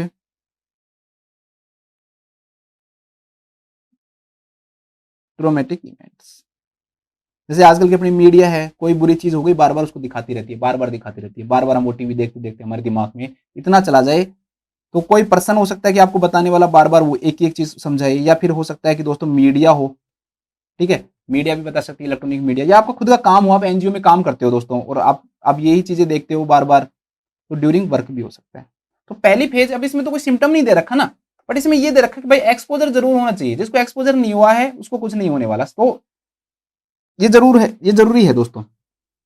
second जो सिम्टम उन्होंने बताया ना, वो उन्होंने क्या बताया कि भाई अब उस पर्सन को एक्सपोजर हो गया, अब वो क्या होने लग जाएगा दोस्तों, डिस्टर्ब होने लग जाएगा। उसकी लाइफ के अंदर वो चीजें क्या करेंगी, उसको डिस्टर्ब करेंगी। तो डिस्टर्ब जो वर्ड है उसके लिए यूज किया गया उन्होंने वर्ड इंट्रूजन। तो बी क्या आएगा दोस्तों, इंट्रूजन आएगा। वो ए लिखना है ना, मैंने उसमें ए लिखा है क्या, फर्स्ट लिखा ए लिखो आप उसमें, है ना, ये बी लिखो इंट्रूजन। तो इंट्रूजन का सिंपल वर्ड लिख लेना। वैसे डिस्टर्बिंग बोलते नहीं है इसको, लेकिन बट आपको याद रहेगा इससे, है ना। अब आपको दोस्तों ये डिस्टर्ब करना क्या कर देगा, स्टार्ट कर देगा। ठीक है, क्या होगा दोस्तों, आपको बार बार आपके दिमाग में, आप बिना चाहे भी, जो ट्रॉमा की जो मेमोरीज है ना दोस्तों, वो आपके दिमाग में क्या आएंगी, आपको डिस्ट्रेस कोज करेंगी वो। ठीक है, तो बार बार आएंगी। तो रिकरेंट इनवॉलेंट्री मतलब बिना चाह के भी। अब क्या कोज कर रही है वो, डिस्ट्रेस कोज कर रही है आपके अंदर, डिस्ट्रेसिंग। अभी सिम्टम्स आने लग गए हैं दोस्तों ये। ठीक है, रिकरेंट मतलब बार बार, इनवॉलेंट्री मतलब बिना चाहे। आप नहीं चाहते कि वो दिमाग में आए, जो ट्रॉमा हुआ है किसी के साथ भी वो आपके दिमाग में आए, बट वो बार बार आपके दिमाग में वो ट्रॉमा आ रहा है, उसकी मेमोरीज आ रही हैं। तो समझ लो कि आप उसके सिम्टम्स में आ गए हो। तो आपको क्या कर रही है, वो डिस्टर्ब कर रही है। तो वो क्या कहलाएगा दोस्तों, इंट्रूजन कहलाएगा। या मेरे मेमोरी नहीं आए तो दोस्तों आप सो जाते हो, सोने के बाद आपको क्या आते हैं, उसके बार बार सपने आते हैं, ड्रीम्स आते हैं भाई। ड्रीम्स भी यही काम करेंगे। ठीक है, ड्रीम्स भी नहीं आने चाहिए, ड्रीम्स आएंगे तो वही बात। या फिर आपके दिमाग में बार बार उसका क्या है दोस्तों, फ्लैशबैक आए। फ्लैशबैक मतलब पूरी घटना चलने लग गई। एक तो देखो थोड़ी सी चीज आई और एक पूरी घटना चलने लग जाए, तो उसको बोलते हैं फ्लैशबैक ऑफ मेमोरी। या ट्रॉमा लिख लो, फ्लैशबैक ऑफ ट्रॉमा। यही से हम क्या बोलेंगे, डिसोसिएटिव रिएक्शन बोलेंगे हम इसे, डिसोसिएटिव। हर चीज समझने की है, इसमें कोई भी ऐसी चीज नहीं है जो रटने की होगी। ठीक है, सिंपल सी बात है। देखो क्या क्या हुआ भाई, पहली चीज क्या हुई, मेमोरी, दूसरा ड्रीम्स, और तीसरी चीज क्या हो गई आपका, फ्लैशबैक। बस ये वर्ड तो याद रखनी है आपको। फ्लैशबैक आ जाएगा, जो भी चीज है उसकी मेमोरी बार बार आएगी, या फिर उसके क्या आएंगे दोस्तों, बार बार ड्रीम्स आएंगे। बस अब वो जो ट्रॉमा है दोस्तों, उसके कारण आपकी बॉडी पे भी क्या पड़ेगा, उससे इफेक्ट पड़ेगा। तो फिजियोलॉजिकल रिएक्शन भी होगी, फिजियोलॉजिकल रिएक्शन भी हो सकती है। जैसे कि आपका हार्ट रेट बढ़ सकती है, बीपी बढ़ सकता है, नोजिया हो सकती है, वॉमिटिंग हो सकती है, डायरिया भी हो सकता है। ठीक है, तो ये सब चीजें आने लग जाएंगी। तो ये क्या कहलाएगा दोस्तों, फिजियोलॉजिकल रिएक्शन। या फिर आपको याद करके आपके मतलब इंटेंस फीलिंग आने लग जाएंगे आपके अंदर, इंटेंस रिएक्शन करो, आप एकदम से उठ जाओ, गिर जाओ नीचे, क्या हो गया ये, रोने लग जाओ। तो इसे हम क्या बोलते हैं, इंटेंस रिएक्शन बोलते हैं। तो वो भी शो हो सकता है इसमें ना, इंटेंस और प्रोलॉन्ग्ड। ऐसे नहीं कि 2 मिनट बस आप बैठ गए। तो इंटेंस और प्रोलॉन्ग्ड रिएक्शन भी हो सकती है दोस्तों। तो इनको समझना। देखो तीन बिल्कुल सिंपल है, याद करवाता हूं। मेमोरी, ड्रीम्स, फ्लैशबैक, बॉडी पे इफेक्ट पड़ेगा, फिजियोलॉजिकल, और रिएक्शन आप बहुत ज्यादा दो, इंटेंस या फिर प्रोलॉन्ग्ड क्या दो दोस्तों, रिएक्शन दो, तो उसके कारण भी ये हो सकता है। नेक्स्ट क्या चीज होगी दोस्तों, नेक्स्ट आप अब आपको इतना ज्यादा होगा कि आपके माइंड में ये हो जाएगा बस मैं इसको भाई अवॉइड करता रहूं। आप उस प्रकार के लोगों के पास, उस प्रकार की जगह के पास, उस प्रकार की मेमोरी, उस प्रकार की थॉट, उस प्रकार की फीलिंग, उस प्रकार की एक्टिविटी, इन सबको क्या करने लग जाओगे, अवॉइड करने लग जाओगे। तो नेक्स्ट जो फेज आती है इसके अंदर, सी जो फेज आएगी, दैट इज अवॉइडेंस। अवॉइडेंस। अब आप हर चीज को क्या करने लग जाओगे, अवॉइड करने लग जाओगे। ठीक है, अब इसमें 2 प्रकार के रिमाइंडर बताते हैं भाई। ठीक है, DSM-5 2 प्रकार के बताता है, एक इंटरनल ट्रॉमा रिमाइंडर और एक एक्सटर्नल ट्रॉमा रिमाइंडर। इन चीजों को आप अवॉइड करना स्टार्ट करोगे। तो इंटरनल ट्रॉमा रिमाइंडर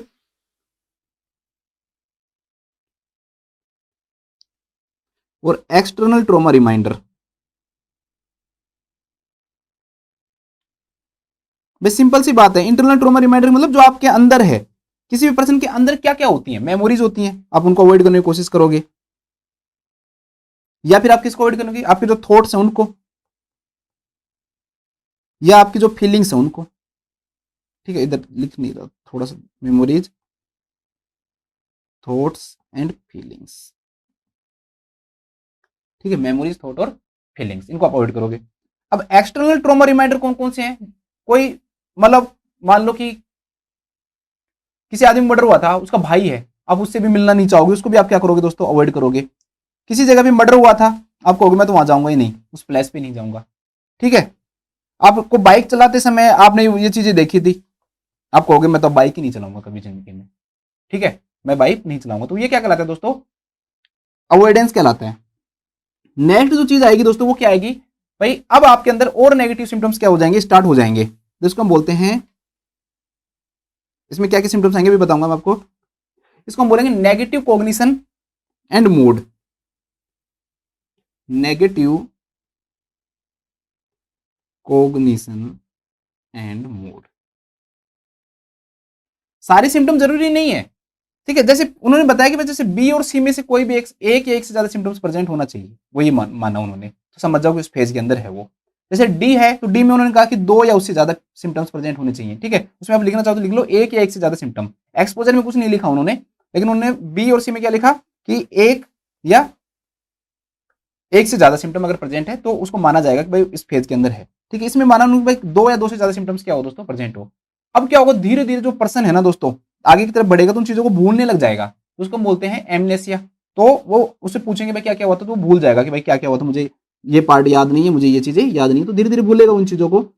तो इसके अंदर क्या होगा दोस्तों, एमनेसिया होगा। सब लोगों में नहीं होगा, मैं फिर से कह रहा हूं ना, और इंपॉर्टेंट पार्ट ऑफ ट्रोमा,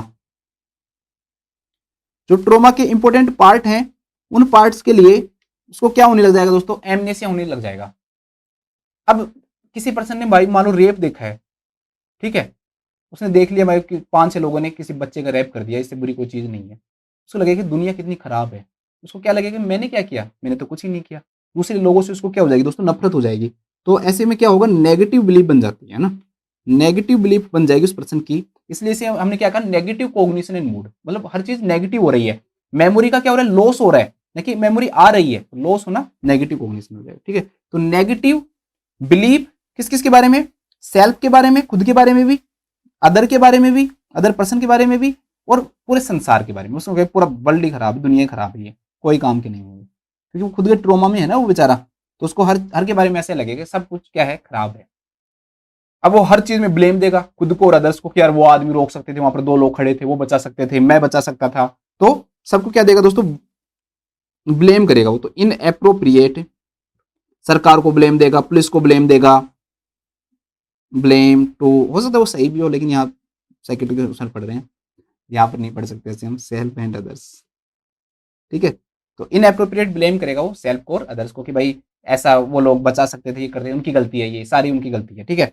उसके हर चीज में इंटरेस्ट खत्म हो जाएगा दोस्तों, सिंपल है ये तो, लॉस ऑफ इंटरेस्ट होगा, ठीक है। यहाँ भी लॉस हो रहा है ना चीज का, देखो लॉस हो गया, यहाँ पर भी ब्लेम कर रहा है वो, नॉर्मल सेट कर, ठीक है। इसके अलावा उसके अंदर है ना, पॉजिटिव इमोशंस से क्या हो जाएंगे दोस्तों, लॉस हो जाएंगे परसिस्टेंटली, धीरे धीरे धीरे धीरे पॉजिटिव इमोशंस का क्या हो जाएगा, लॉस्ट हो जाएगा। तो persistent loss of positive emotions. मान लो कि किसी हस्बैंड ने अपनी वाइफ का मर्डर कर दिया और किसी पर्सन ने वो देख लिया या उसके बारे में सुन लिया, अब उससे क्या होगा, किसी फीमेल ने ही देख लिया, उसको ये लगेगा कि यार इस दुनिया में है ना कोई किसी का नहीं है। तो उसको लव से क्या हो जाएगा दोस्तों, इमोशन से नहीं रहेगा उसको लव का, कि यार कोई काम का नहीं है वो, ये सब चीजें बेकार हैं, ठीक है। उसको खुशी का नहीं रहेगा कि कुछ नहीं है, वो खुश कैसे रहेगी, तो ये चीज उसकी लाइफ में क्या हो जाएगी दोस्तों, खत्म हो जाएगी। कोई सेटिस्फेक्शन नहीं रहेगा, कोई सेटिस्फेक्शन नहीं रहेगा, ठीक है। तो इन सब चीजों का क्या हो जाएगा दोस्तों, लॉस हो जाएगा। लव, हैप्पीनेस और सेटिस्फेक्शन, इन सब चीजों को उसको क्या होने लग जाएगा, लॉस होने लग जाएगा, ठीक है। लॉस ऑफ, अब क्या क्या चीजें देखी हमने एक बार इसमें दोबारा देखते हैं। Amnesia for important part of trauma, negative क्या हुआ दोस्तों, बिलीफ हुआ। Inappropriate blame to self and others, इसके अलावा लॉस ऑफ क्या हुआ, इंटरेस्ट हुआ। Persistent loss of positive emotions, अगर उसकी किसी पर्सन के प्रति मान लो कोई फ्रेंड बन रहा था, उसके प्रति उसकी फीलिंग भी थी, मतलब वो कोई लड़की थी किसी लड़के से प्यार करती थी, अब जब उसको ट्रॉमा होगा, उसने ऐसी कंडीशंस देख ली ना, तो उससे भी क्या होने लग जाएगी, वो डिटेस्ट होने लग जाएगी। तो detest feelings from others, from others, दूसरे लोगों से उसकी जो फीलिंग है ना दोस्तों, वो क्या होती जाएगी, डिटैच होती जाएगी उसकी, ठीक है। उसको ऐसा लगेगा कि यस वो भी ऐसा ही करेगा मेरे साथ जो उनके साथ हुआ था, तो ये चीजें भी होगी। और उसके अंदर नेगेटिव स्टेट्स आने लग जाएगी। पॉजिटिव का तो क्या हुआ दोस्तों, उसके अंदर देखो लॉस हुआ, और नेगेटिव क्या होने लग जाएगी, प्रेजेंट होने लग जाएगी, ठीक है। तो परसिस्टेंट नेगेटिव, अब उसके अंदर क्या आएंगे तो उसमें नेगेटिव थॉट आएंगे, तो नेगेटिव इमोशन स्टेट आ जाएगी, negative emotion state. Negative emotion state का मतलब उस पर्सन के अंदर जैसे किसी का डर होना, फियर होना, हॉरर, एंगर, किसी के ऊपर गुस्सा आना, तो ये सब चीजें उसके अंदर क्या होने लग जाती है दोस्तों, आने लग जाती है। तो ये सारी चीजों में आप क्या देख रहे हो, इन सब चीजों में, इन सब चीजों में आप ये देख रहे हो कि सब चीजें लॉस हो रही हैं। देखो यहां पर मेमोरी लॉस हुई, यहां पर सेल्फ अदर वर्ल्ड पे बिलीफ लॉस हुआ, ठीक है, यहां पर वो ब्लेम कर रहा है तो मतलब विश्वास खत्म हुआ, यहां पर इंटरेस्ट खत्म हुआ, यहां पर पॉजिटिव इमोशंस का लॉस हुआ, और यहां पर दूसरे से फीलिंग्स लॉस हुई, और यहां पर पॉजिटिव इमोशंस का लॉस होगा तभी नेगेटिव आए हैं ये, बट है नेगेटिव ना, पॉजिटिव चीजें तो नहीं आई ना, तो इस प्रकार से पॉजिटिव इमोशंस लॉस हुए तब नेगेटिव आए हैं, तो ये चीजें आ गई, ठीक है। तो ये सब चीजें इसके अंदर प्रेजेंट हुई। अब लास्ट है, देख लो, ठीक, मुझे पता है थोड़ा सा आपको बोर हो गए होगे कि क्या क्या चीजें आ रही हैं, बट लेकिन भाई एग्जाम में क्वेश्चन आते हैं, और मेरे लिए जो क्वेश्चन है वो भगवान का रूप है, और मैं उस हिसाब से आपको पढ़ाऊंगा, मैं ऐसे नहीं करूंगा कि आपको हो गई बस ठीक है सर हो गया, छोड़ो ना। नेक्स्ट जो है दोस्तों दैट इज हाइपर अराउजल। अब ज्यादा होगा, उससे भी ज्यादा बढ़ जाएगा ये,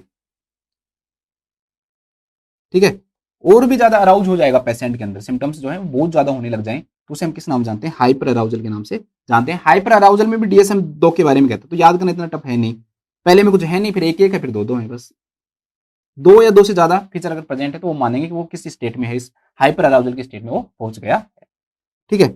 एक ऑप्शन आया था आपकी बार नॉर्थ साइड के अंदर, स्टार्टल दे रखा था, स्टार्टल, जिसको एग्जर्टेड स्टार्टल भी बोलते हैं, ठीक है, एग्जर्टेड स्टार्टल, मतलब एक अब पर्सन है ना, मतलब दुनिया से डरने लग गया। सोचो कि कोई पर्सन है, उसने मर्डर देखा, वो धीरे धीरे लोगों से दूर हुआ, उसका प्यार खत्म हुआ, लोगों से नेगेटिव हो गया उसका, ठीक है, पहले तो खुद खुद को प्रॉब्लम हुई, इंट्रूजन हुआ था उसको, अब धीरे धीरे उसका डिटैचमेंट सब कुछ नेगेटिव आने लग गए, अब उसके अंदर हाइपर अराउजल आ गया, अब वो क्या हो गया, डरने लग गया दोस्तों, अब उसको एकदम से कोई बोलेगा एकदम से उसे घबराएगा, ये क्या हुआ, ठीक है, एकदम से वैसे वो कर रहा है, वो पढ़ा रहा है, मान लो एग्जाम्पल के रूप में, ये क्या हो गया, ये तो ये क्या कहलाता है दोस्तों, स्टार्टल कहता है, मतलब एकदम से आदमी खाना खा रहा है चौंक जाएगा, बैठा चौंक जाएगा, नींद में सो रहा है एकदम से उठ जाएगा, तो ये सब चीजें क्या कहलाती हैं दोस्तों, स्टार्टल कहलाती हैं। तो ऐसे सिम्टम्स आने लग जाते हैं, ठीक है।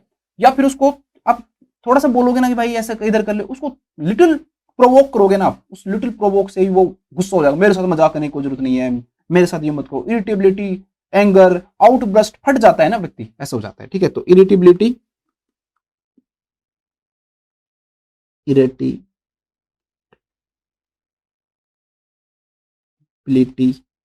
एंड एंगर आउटब्रस्ट, मतलब फट जाएगा वो गुस्से में और चिड़चिड़ा होकर, एंड एंगर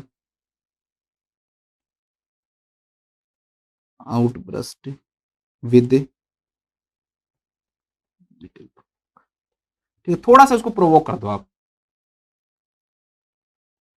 थोड़ा सा प्रोवोक करने के ऊपर ही वो फट जाएगा, चौक जाएगा, हाइपर हो रहा है ना चीज में, देखो एकदम से आपको नॉर्मल वो होना है, कोई आपको बोल रहा है आप उधर देखोगे एकदम से आप ज्यादा हो गए, ठीक है, आपको थोड़ा सा करना है, आपको साथ मजाक कर रहा है, कुछ भी कर रहा है तो वो हो गया, ठीक है।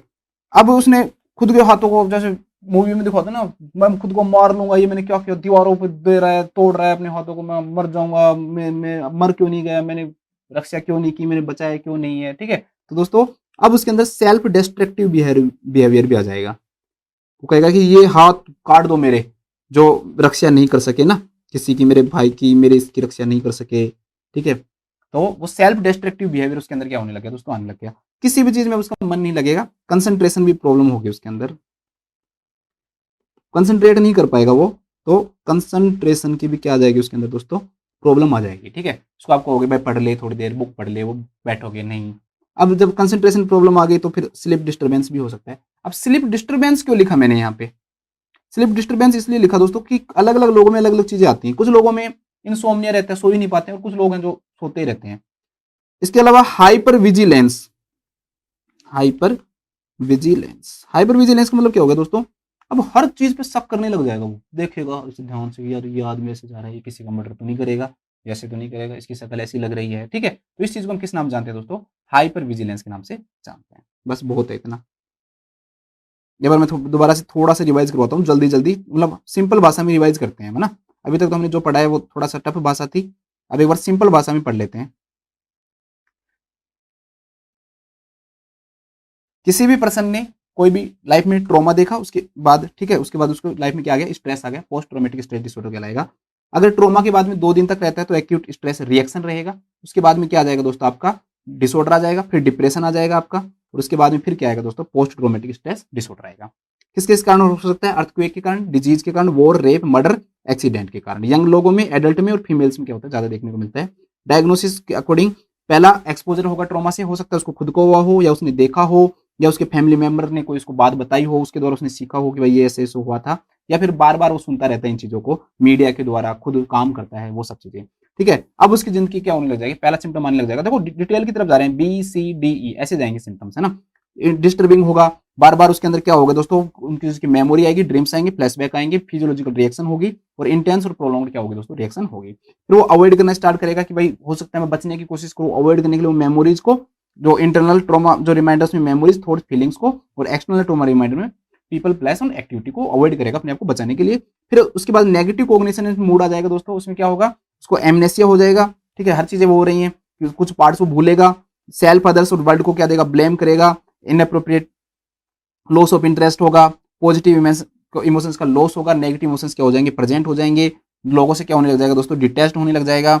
ठीक है, इसके बाद में हाइपर अराउजल अब ज्यादा हो गया तो एक्सर्टेड स्टार्टल होगा, इरिटेबिलिटी एंड एंगर आउटबर्स्ट होगा, थोड़ा सा उसको प्रोवोक करते ही सेल्फ डिस्ट्रक्टिव बिहेवियर होगा, कंसंट्रेशन की प्रॉब्लम होगी, स्लीप डिस्टर्बेंस होगी, और क्या होगा, हाइपर विजिलेंस होगा। ठीक है, अब आपका नेक्स्ट क्वेश्चन है ये, एक क्वेश्चन तो हमने देख लिया, एक ही क्वेश्चन आया हुआ है, ये आया हुआ क्वेश्चन है। ठीक है, फॉलोइंग आर द, इसमें ही नोट सेट में ही, ऐसे भी नहीं कि किसी ऐसे वैसे एग्जाम में आ गए हो, following are associated with post traumatic stress disorder except. और ये ऐसे डिसऑर्डर पढ़ते भी नहीं है ना लोग। और कुछ और बता रहा था मेरे को, इसमें थोड़ा सा ट्रीटमेंट और बता देता हूँ ना एक बार, थोड़ा सा बस 2 मिनट बात करेंगे। अगर हम इसकी ट्रीटमेंट की बात करें ना, तो ट्रीटमेंट ऑफ जो चॉइस है ना दोस्तों इसकी, वो बिहेवियर थेरेपी है। ठीक है, कोग्निटिव बिहेवियर थेरेपी इसके अंदर हम देते हैं, CBT। तो ये इसकी क्या है,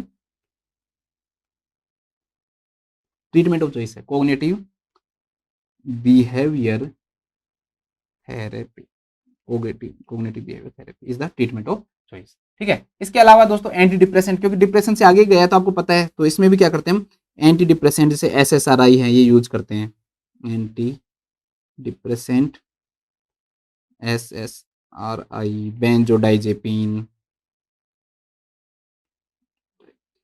ये सब हम क्या करते हैं दोस्तों इसके अंदर यूज करते हैं। प्रिवेंशन के लिए क्या कर सकते हो आप भाई, किसी भी पर्सन को स्ट्रॉन्ग बनाओ तो उसको ट्रेनिंग दो। जैसे मान लो कोई डिजास्टर में काम करता है, उसने तो देख लिया डिजास्टर, वो तो खुद ही मान लो ट्रॉमा में जा रहा है, तो उनको क्या देंगे, प्रॉपर ट्रेनिंग देंगे, बस प्रॉपर ट्रेनिंग देकर हम क्या कर सकते हैं, वो कर सकते हैं। और तो उसको कैसे क्या करेंगे, हम कुछ नहीं कर सकते। ठीक है, चलो अब आ जाओ एक बार, following are associated with post traumatic stress disorder except है यहाँ पर भी भाई, क्या चीजें हैं जो नहीं, एक नहीं है इसमें, always talking about that movement, वो बात हो गई ना, बार बार आ रही है वो चीजें, तो ये होगा, है ना। प्रेजेंट स्टार्टल रिफ्लेक्स आ गया, देख लो नाम ऐसा ही था लेकिन आ गया। बीइंग सैड ड्यू टू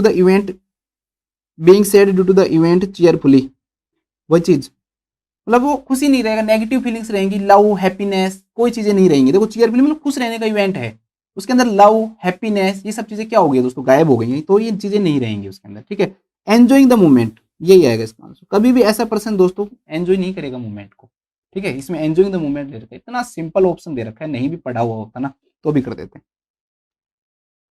तो enjoying the movement would be the right answer of this. ठीक है, अब हम बात करेंगे मेंटल स्टेटस एग्जामिनेशन और मिनी मेंटल स्टेटस एग्जामिनेशन। इसमें से मिनी मेंटल स्टेटस एग्जामिनेशन है ना, बहुत इंपॉर्टेंट है।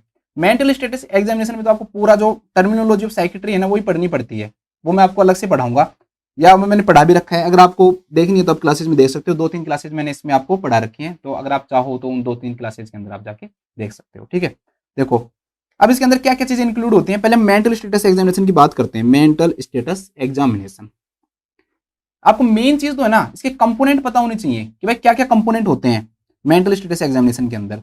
तो पहले तो मेन कंपोनेंट देखो, सबसे पहले आपको क्या देखते हो, अब इसमें जनरल अपीयरेंस एंड बिहेवियर देखते हो। ठीक है, कोई भी पेशेंट है दोस्तों, उसका जब मेंटल स्टेटस एग्जामिनेशन करते हो तो उसका आप क्या देखोगे, जनरल अपीयरेंस और बिहेवियर देखोगे। उसके बाद उस पर्सन की क्या देखोगे दोस्तों, स्पीच देखोगे। ठीक है, फिर क्या देखोगे, मूड एंड इफेक्ट देखोगे। फिर क्या देखोगे, उसका थॉट जो प्रोसेस है वो देखोगे, परसेप्शन देखोगे और कोग्निशन देखोगे। ठीक है, एक इंसाइट और एक जजमेंट। क्वेश्चन सीधा आएगा, इनमें से कौन सा कंपोनेंट नहीं होता। इतना सिंपल नहीं है, आप सोच रहे हो कि भाई ये तो सिंपल है सर, याद हो गया। जब नाम आते हैं ना, जब आपके दिमाग में हो जाता है, मेन कंपोनेंट याद होनी चाहिए आपको दोस्तों। इसमें 8 कंपोनेंट दे रखे हैं, ऐसे कैसे याद होने चाहिए कि सीक्वेंस वाइज, कि पहला जनरल अपीयरेंस से, फिर स्पीच, फिर mood and affect, thought, perception, cognition, ज्यादा सीक्वेंस नहीं तो पहला तो सीक्वेंस याद होना ही होना चाहिए जनरल अपीयरेंस और बिहेवियर का, तो क्योंकि ये तो शुरुआत यहां से करोगे आप। स्पीच है, मूड इफेक्ट है, थॉट है, परसेप्शन है, कोग्निशन है, इंसाइट और जजमेंट है। पहला देखो जनरल अपीयरेंस, मतलब भाई कोई भी पर्सन है, आपने उसको देखा कि भाई वो दिखने में कैसा लग रहा है, मोटा लग रहा है, पतला लग रहा है, कैसा लग रहा है, सही खड़ा है नहीं खड़ा, ग्रूमिंग है या नहीं है, नया हुआ लग रहा है नहीं लग रहा, कपड़े फटे हुए तो नहीं है, उल्टी जुराब तो नहीं पहन रखे, उल्टे कपड़े तो नहीं पहन रखे हैं, ठीक है। तो वो सब चीजें जनरल अपीयरेंस एंड बिहेवियर में आ जाएगी कि भाई उसकी जनरल अपीयरेंस कैसी है, ठीक है। उसको जो एग्जामिनर की तरफ देखता है दोस्तों, तो उसका एटीट्यूड टुवर्ड एग्जामिनर कैसा है, ठीक है। ओवरऑल कैसा है वो कॉम्प्रिहेंसिव, उसका चलने का ऐसे ऐसे करके चल रहा है, मान लो चलते टाइम ऐसे गिर रहा है, ठीक है, बैलेंस ही नहीं बना पा रहा है। कौन सा टेस्ट करते हैं बताओ, सीधा खड़ा रहता है जिसमें पर्सन न्यूरोमस्कुलर सिस्टम में पढ़ाया हुआ आर से स्टार्ट होता है, बताओ। गेट एंड पोस्चर देखेंगे वो, ठीक है, सही तरह से चल रहा है नहीं चल रहा है, उसकी पोस्चर क्या है, मतलब आपके पास आ रहा है ऐसे करके, हाँ जी बताओ, ठीक है। साइकिट्री थोड़ा सा फनी सब्जेक्ट है, आप सोचो सर भी पागल हो गए यहाँ, ठीक है। वो मतलब अलग ही तरीके से मान लो गर्दन को ऐसे करके ऐसे करो, हाँ बोलो ठीक हूँ मैं तो एकदम, तो इस प्रकार से आपको समझना है कि उसका पोस्चर आप देखोगे, ठीक है। इसके अलावा क्या देखोगे दोस्तों, उसकी आपकी मोटार एक्टिविटी देखनी है आपको उसकी, ठीक है। मोटार एक्टिविटीज, भाई ज्यादा एक्टिविटी है, कम एक्टिविटी है, डिस एक्टिविटी है, मैं पढ़ाऊंगा आपको सारी ये चीजें, है ना, उसमें देखेंगे हम, ठीक है। उसका सोशल मैनर, मतलब सोशल मैनर मतलब भाई वो किसी से भी बात करते समय कैसे बात कर रहा है, कम्युनिकेट कर रहा है, सोशल नॉर्म्स के बारे में वो क्या समझता है, ठीक है। उसकी इंटरपर्सनल जो स्किल्स हैं वो कैसी हैं, तो वो सब चीजें आती हैं इसमें सोशल मैनर में, ठीक है। इसके बाद आता है दोस्तों एक रिपोर्ट आता है। रिपोर्ट का मतलब क्या होता है कि भाई एक दूसरे के ऊपर ट्रस्ट करना, एग्जामिनर का उस पेशेंट को आपके ऊपर ट्रस्ट है या नहीं है, ठीक है। तो एक पॉजिटिव और एक ट्रस्टिंग रिलेशनशिप बनाना क्या कहलाता है, रिपोर्ट कहलाता है। एक क्वेश्चन आया है इसका ना, उसमें ऑप्शन अलग है, तो मैं उस हिसाब से समझाता हूं आपको, एक मिनट रुकना। ऐसा एक क्वेश्चन आया हुआ है,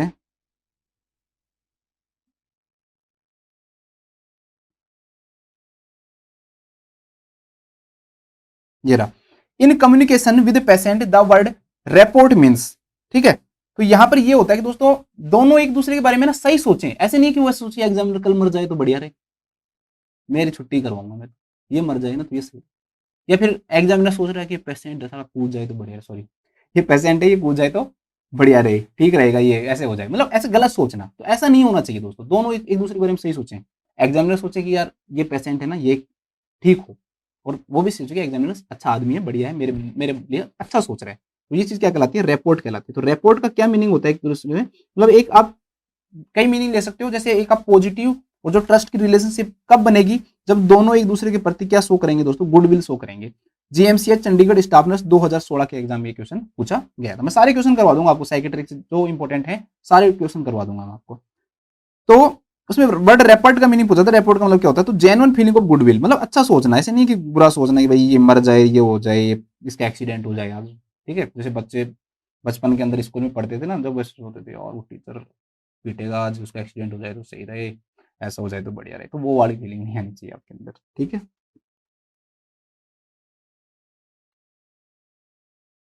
इसके बाद नेहर देखते हैं, थोड़ा सा कम्युनिकेशन करना पड़ता है ना साइकेट्री में, ऐसा नहीं है आप। इसके बाद स्पीच है, स्पीच के अंदर भाई किस रेट से बोल रहा है, कितने वर्ड्स यूज कर रहा है, क्वांटिटी क्या है, वॉल्यूम क्या है, कितना तेज बोल रहा है, धीरे बोल रहा है, टोन क्या है, फ्लो क्या है, रिदम क्या है, तो वो सब चीजें।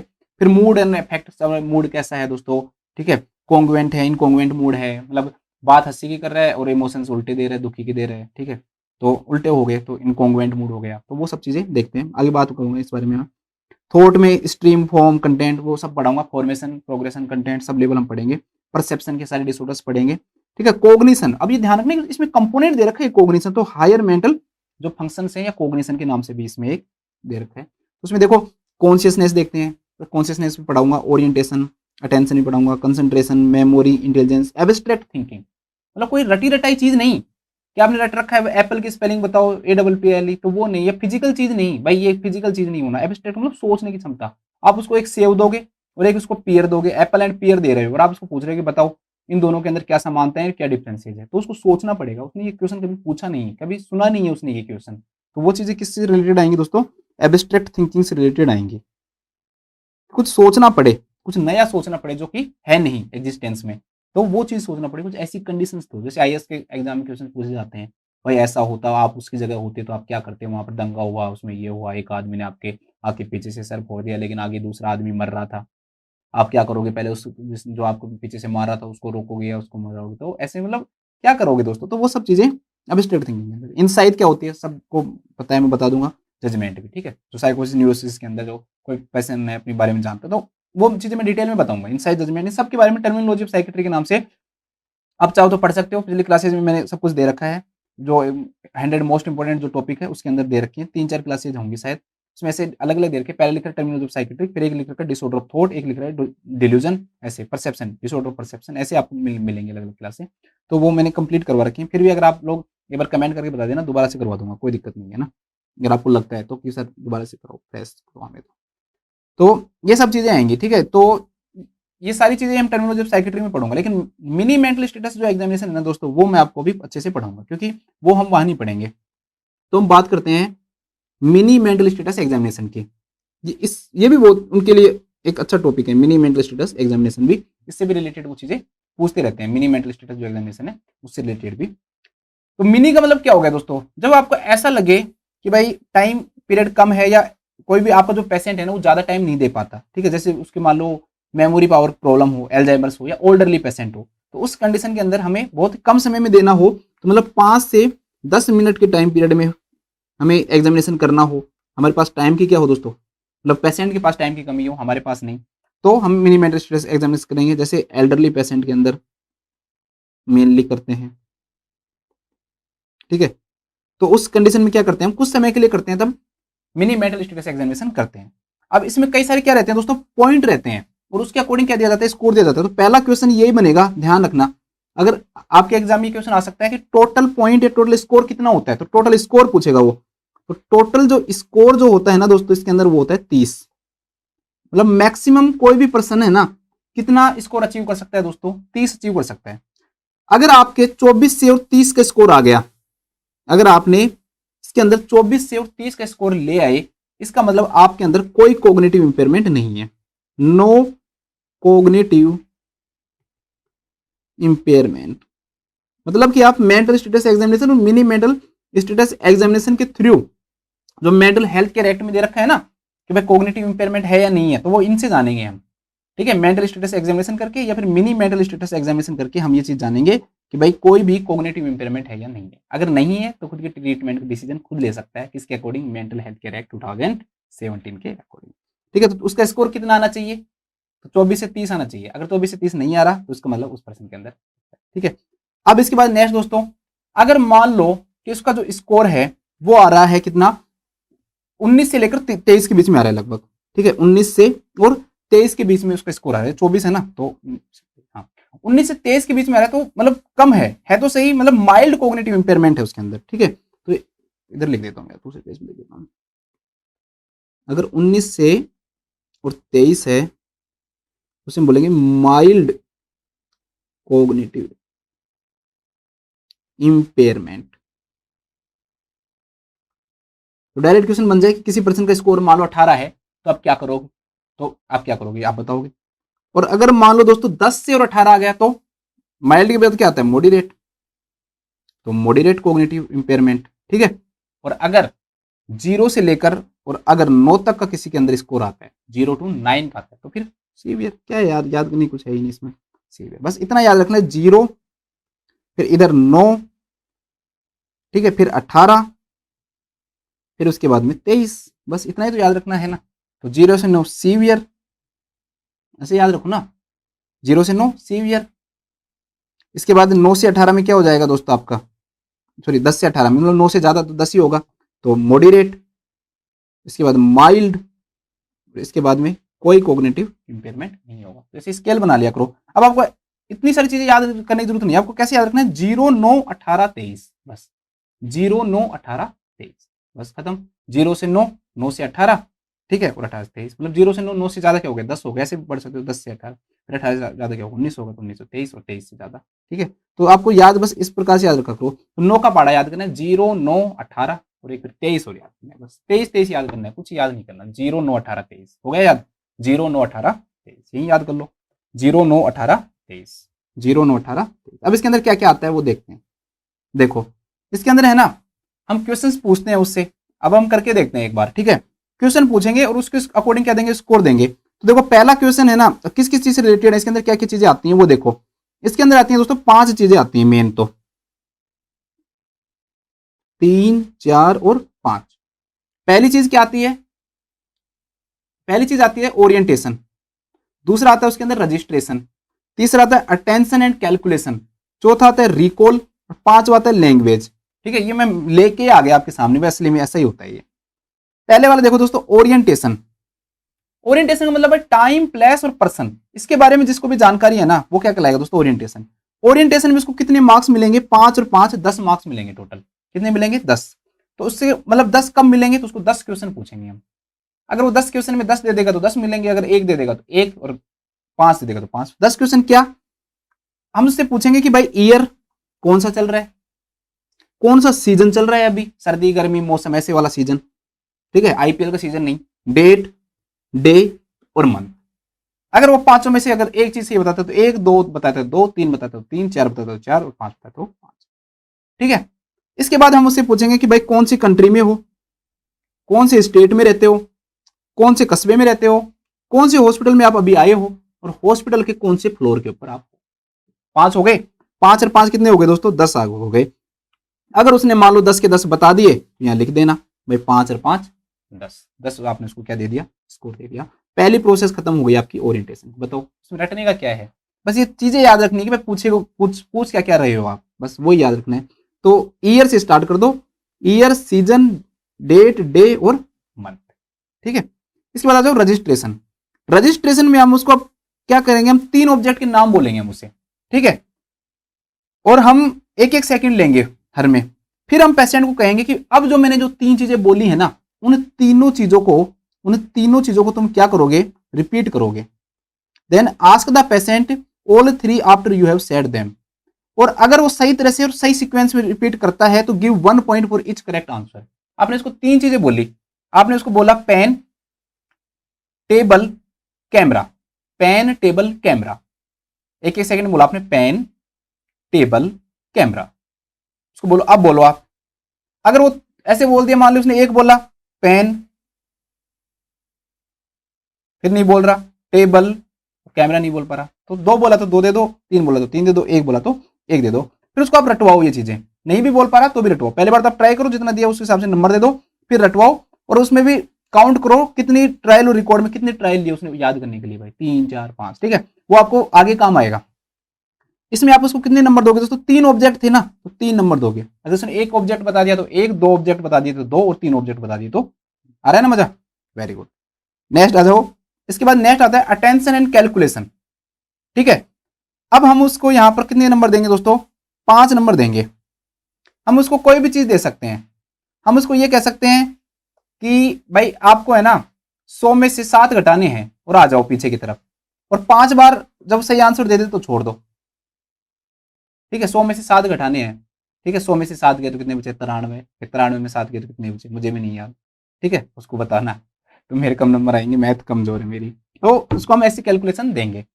तो ऐसे कैलकुलेशन दे सकते हैं हम उसको, या फिर हम उसको क्या कह सकते हैं दोस्तों, अगर ऐसा मान लो वो कहे भाई मेरे तो मैथ कमजोर है। ठीक है, आपके उदय सर ने तो जाके कह दिया भाई मेरे तो क्या है मैथ कमजोर है, मुझे तो मत दो, इंग्लिश में दे दो मुझे तो, मैं तो इंग्लिश भी कमजोर है। वो कहेगा भाई किस में, तो भगा देगा मुझे वहां से, भग यहाँ से, तेरे को कुछ नहीं आता। फिर मैं उसको कोई भी 5 लेटर का कोई भी वर्ड दे दूंगा। ठीक है, जैसे मैंने दे दिया WORLD।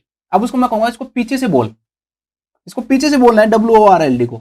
तो वो कितने लेटर सही बोल पा रहा है, जैसे वो शुरू में डी की जगह स्टार्ट ही एल से कर रहा है, लास्ट में WORLD को उल्टे से बोलना है। ठीक है, कैसे सोच रहे हैं ये एल कहां से आ गया, ये गलत बोल रहा हूँ। जैसे मतलब डी बोलना चाहिए उसको, फिर एल बोलना चाहिए उसको, ROW ऐसे बोलना चाहिए, लेकिन वो उल्टा बोल रहा है, डी की जगह एल बोल रहा है। तो कितने लेटर वो सही सीक्वेंस में बोल पा रहा है, तो उसके अकॉर्डिंग हम नंबर देंगे उसको 5। तो यहाँ पर भी 5 लेटर हो गए, या फिर 5 बार आप उसको 100 में से वापस एक कोई भी एक चीज करवा लो और 5 नंबर दे दो उसको आप। ठीक है, आप उसको बोल दो कि 100 में से आपको 7 घटाने और 5 बार घटा दो आप। अगर वो घटा देता है तो 5 दे देंगे। या फिर इंग्लिश का कोई भी वर्ड दे दो और उसको 5 लेटर का दे दो, 5 लेटर अगर वो सारे के सारे सही बोलता है तो भी हम उसको कितनी दे देंगे, 5 दे देंगे। 4 सही बोल रहा है, 3 एक गलत बोल रहा है तो 4 दे देंगे, इस प्रकार से देंगे। अब उसको हमने बातों में फंसा लिया, उसको हमने क्या किया, गिनती बुला ली। और थोड़ी देर पहले उसको हमने क्या बताए थे दोस्तों, 3 ऑब्जेक्ट उसको हमने बताए थे। ठीक है, पेन, टेबल, कैमरा, ये बताया था क्या। तो उसको हमने मान लो 3 चीजें बताई। अब हम उसको बताए, अब बता दोबारा से बता, वो कहेगा यार ये तो अजीब आदमी है, मेरे को ये बीच में ये काउंटिंग ले आया और यहाँ पर ये वर्ल्ड का ये बोलने लग गया, पहले पूछ लेता मेरे को तो याद था। वो कहेगा नहीं अब बताओ। तो रिकॉल का मतलब वापस से रिकॉल करना, वापस से बोलना, तो इसको क्या बोलेंगे दोस्तों, रिकॉल। अटेंशन एंड कैलकुलेशन आपको समझ में, अटेंशन मतलब भाई अटेंशन होगा तभी तो वो बता पाएगा, और कैलकुलेट करवा रहे हैं इसमें, चाहे वर्ड हो चाहिए इस यहाँ पर कोई भी चीज हो, रिकॉल में वापस से बुलवा रहे हैं तो वापस से वो देगा। अगर वो तीनों सही दे देता तो 3 नंबर दे देंगे। देखो 3 नंबर आ गए, इस प्रकार से 3 नंबर आ जाएंगे उसको, ठीक है। दिख रहा नहीं होगा तो बच्चों को देख लो। अब आता है नेक्स्ट दोस्तों लैंग्वेज का, उसको हम दिखाएंगे कि ये क्या है, ये क्या है, वो कहेगा पेंसिल, ठीक है। ये क्या है, वॉच, ठीक है। वो सही बोल देता है मान लो दोनों चीजें कि भाई ये पेंसिल है और ये क्या है, वॉच है, तो उसको कितने नंबर दे देंगे हम, 2 नंबर दे देंगे। फिर हम उसको बोलेंगे कि भाई तेरे को कुछ शब्द है ना रिपीट करने हैं मेरे पीछे पीछे बोलना। नो, वो करें नो, इफ से, एंड से, बट से, सही बोल रहा है मान लो, लैंग्वेज सही है। तो उस हिसाब से हम उसको क्या देंगे, इसमें एक ही नंबर देंगे उसको, बस कितना देंगे, एक। यहाँ पर 4 नहीं देंगे, ध्यान रखना, ठीक है। नो इफ्स एंड्स और बट्स, तो हमने उसको बोला भाई इसको फॉलो कर, उसने मतलब ये पूरा एक बोलना है उसको, नो इफ्स एंड्स और बट्स, ठीक है। अगर उसने पूरा बोल दिया तो एक, नहीं बोला तुमने तो 4, अलग अलग मत नहीं है कि 4 देने पड़े, एक है ये, नो इफ्स एंड्स और बट्स ऐसे बोलना है उसको, ठीक है। तो एक दे देंगे, नहीं तो नहीं देंगे, तो उस हिसाब से 1 नंबर मिल जाएगा। मैं तो खुद ही फेल हो जाऊं इसमें। फॉलो ए 3 स्टेज कमांड, इसके बाद में अब उसको हम काम करवाएंगे, 3 स्टेज कमांड करवाएंगे हम उसे। अब हम उसे काम देंगे, भाई अभी तक जो हो लिया वो हो लिया, अब तुम्हें एक काम करना है, ठीक है। 1 मिनट रुको, क्या काम करना है उसके लिए मैं कोई पेपर ले लेता हूँ। देखो अब उसे हम क्या कहेंगे, एक काम करो, ये पेपर लो, इस पेपर को क्या करो दोस्तों, फोल्ड करो आधा, ठीक है। टेक के पेपर, पहले उसको उठाने के लिए कहेंगे, जैसे पेपर यहाँ रखा है उसको कहेंगे उठाओ, वो उठाएगा। फिर इसको फोल्ड करो, फोल्ड कर दिया। अब इसको नीचे जमीन पे रख दो, लो भाई नीचे जमीन पे रख दिया। 3 काम हो गए, पहला उठाना, दूसरा फोल्ड करना, तीसरा जमीन पे रखना। या अगर वो तीनों काम सही तरह से कर लेता है तो इसको बोलेंगे 3 स्टेज कमांड। हम क्या बोलेंगे, 3 स्टेज कमांड बोलेंगे। अगर वो तीनों काम कर लेता है तो मतलब कि उसको 3 नंबर दे देंगे हम, 3 मार्क्स दे देंगे अगर वो कर लेता है तो, ठीक है। इधर दिख नहीं रहा, दिख रहा है ना आपको, ठीक है।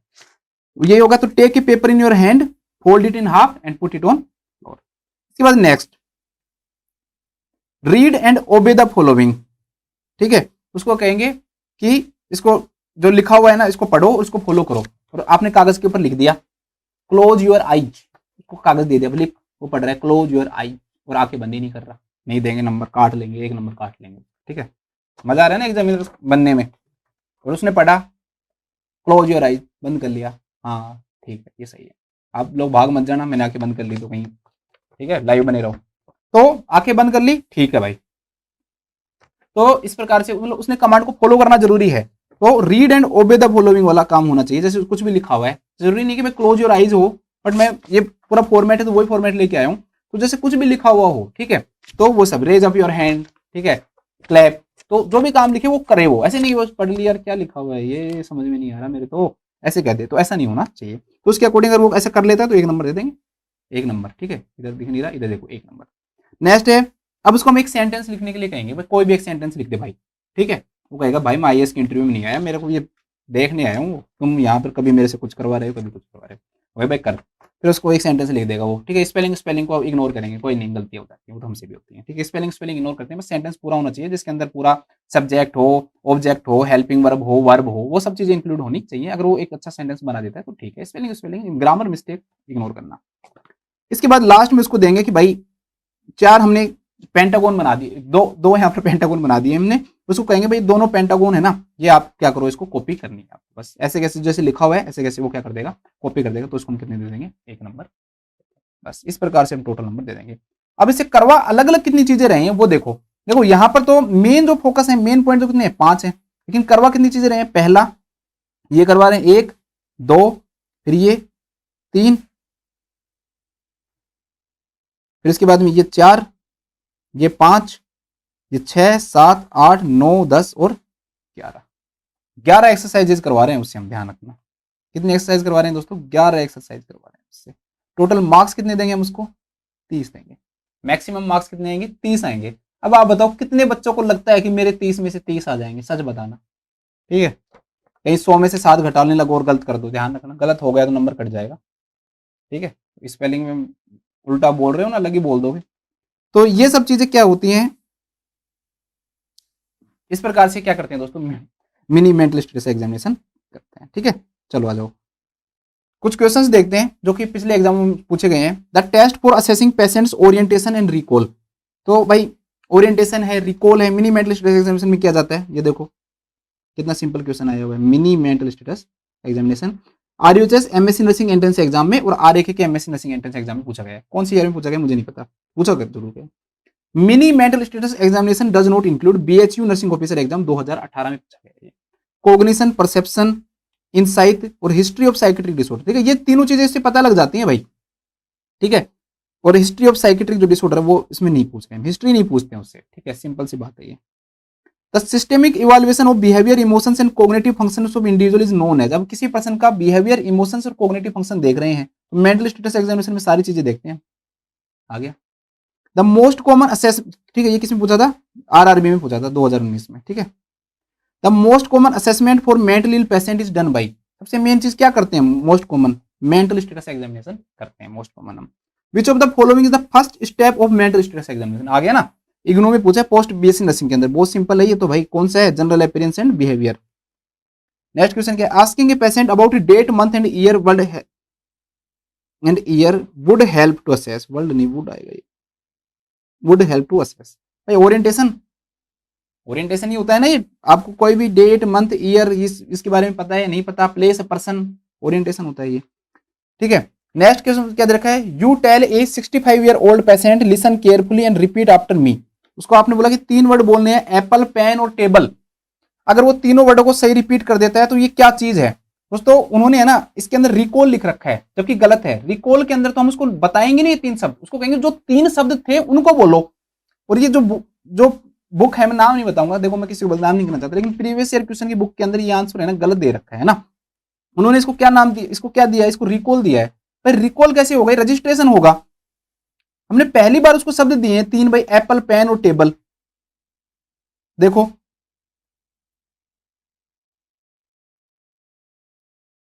ये देख कहां गया, कहां गया भैया,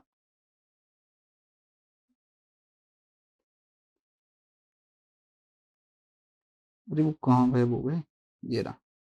देखो रजिस्ट्रेशन में नेम 3 ऑब्जेक्ट्स, हम उसे खुद 3 ऑब्जेक्ट देंगे कोई भी, और उनको वो क्या करेगा दोस्तों, रिपीट करेगा।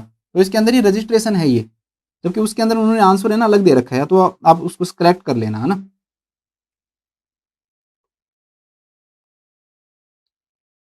उन्होंने रिकॉल दे रखा है ये। नेक्स्ट क्वेश्चन देखते हैं, ये बता दिया मैंने आपको। ठीक है, अब कुछ क्वेश्चंस मैंने वैसे इंक्लूड कर लिए ताकि आपको टॉपिक बिल्कुल क्लियर हो जाए। What does the mini mental status examination primary assess, किस चीज को असेस करता है मेनली। ठीक है, तो किसको असेस करता है, physical health, emotional stability, motor skill, memory and cognitive function. इन सब में सबसे बेस्ट ऑप्शन क्या है, मेमोरी एंड कॉग्निटिव फंक्शन है। ठीक है, इन सब के अकॉर्डिंग, क्योंकि मेमोरी में उसको 3 शब्द दे रहे हैं, वापस से उसको रिकॉल करवा रहे हैं, ये शब्द है ही, कॉग्निटिव फंक्शन सही, क्योंकि कॉग्निटिव एबिलिटी तो जांच रहे हैं पूरी की पूरी अगर हम देखें तो। विच of the following task is not typically included in MMSC. भाई काउंटिंग बैकवर्ड फॉर 7 करवाते हैं। ठीक है, recalling A short list of word, 3 word देते हैं, वापस रिकॉल करवाते हैं। आइडेंटिफाई कॉमन ऑब्जेक्ट्स और पिक्चर, उसको हमने दिखाया, ये पेन है, ये क्या है, वॉच है, तो आइडेंटिफाई कॉमन ऑब्जेक्ट और पिक्चर हो गया। मेजरिंग ब्लड प्रेशर नहीं आता, ब्लड प्रेशर को मेजर नहीं करवाते, ये नहीं करवाते। नेक्स्ट क्या है, what is the maximum score of a person can achieve on the MMSC, 30, maximum 30 ले सकता है भाई। ठीक है, तुम लोग मेरे प्यारे बच्चों तुम 30 ले सकते हो। Which component of the MMSC assess a person's ability to follow a 3 step command. ठीक है, कौन सा ऐसा कंपोनेंट है एमएमएससी का जो कि जिसमें 3 स्टेप कमांड को फॉलो किया जाता है। भाई लैंग्वेज ध्यान रखना, 3 स्टेप कमांड क्या हुआ, देखो वापस लेके आता हूं, ये देखो ये रही 3 step command, 3 stage command.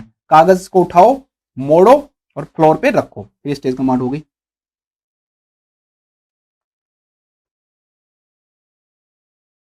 Next question देख लेते हैं, in which population is the MMSE commonly used as screening tool. ठीक है, जो ज्यादा देर तक भाई बैठ नहीं सकते हैं, मेमोरी प्रॉब्लम हो, एल्डरली जो इंडिविजुअल्स हैं उनको हम ज्यादा फोकस करते हैं। Which of the following is a common limitation of the MMSC, it can not be administered by non medical professionals, के द्वारा ये एडमिनिस्टर नहीं की जा सकती है।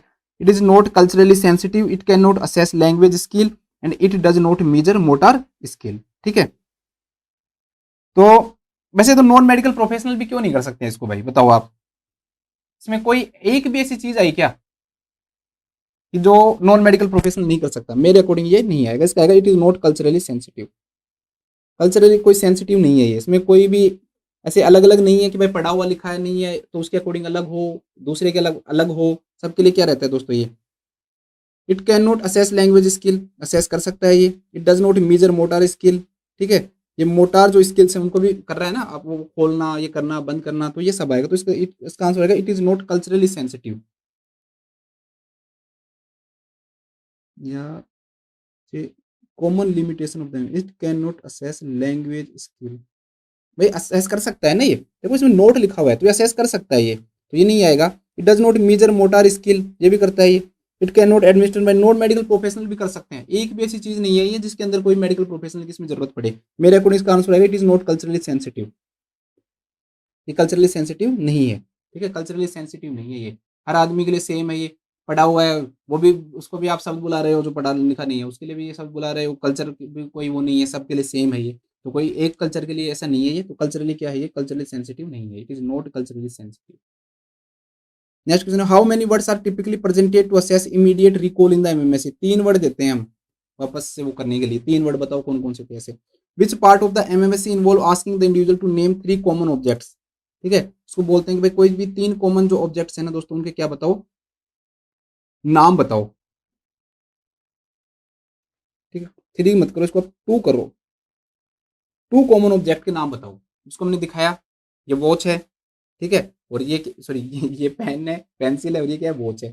तो MSC involve asking the individual to name 2 common object के, हमने उसके नाम पूछे थे। किसमें पूछते हैं भाई 2 कॉमन ऑब्जेक्ट के नाम, हम लैंग्वेज में पूछते हैं। देखो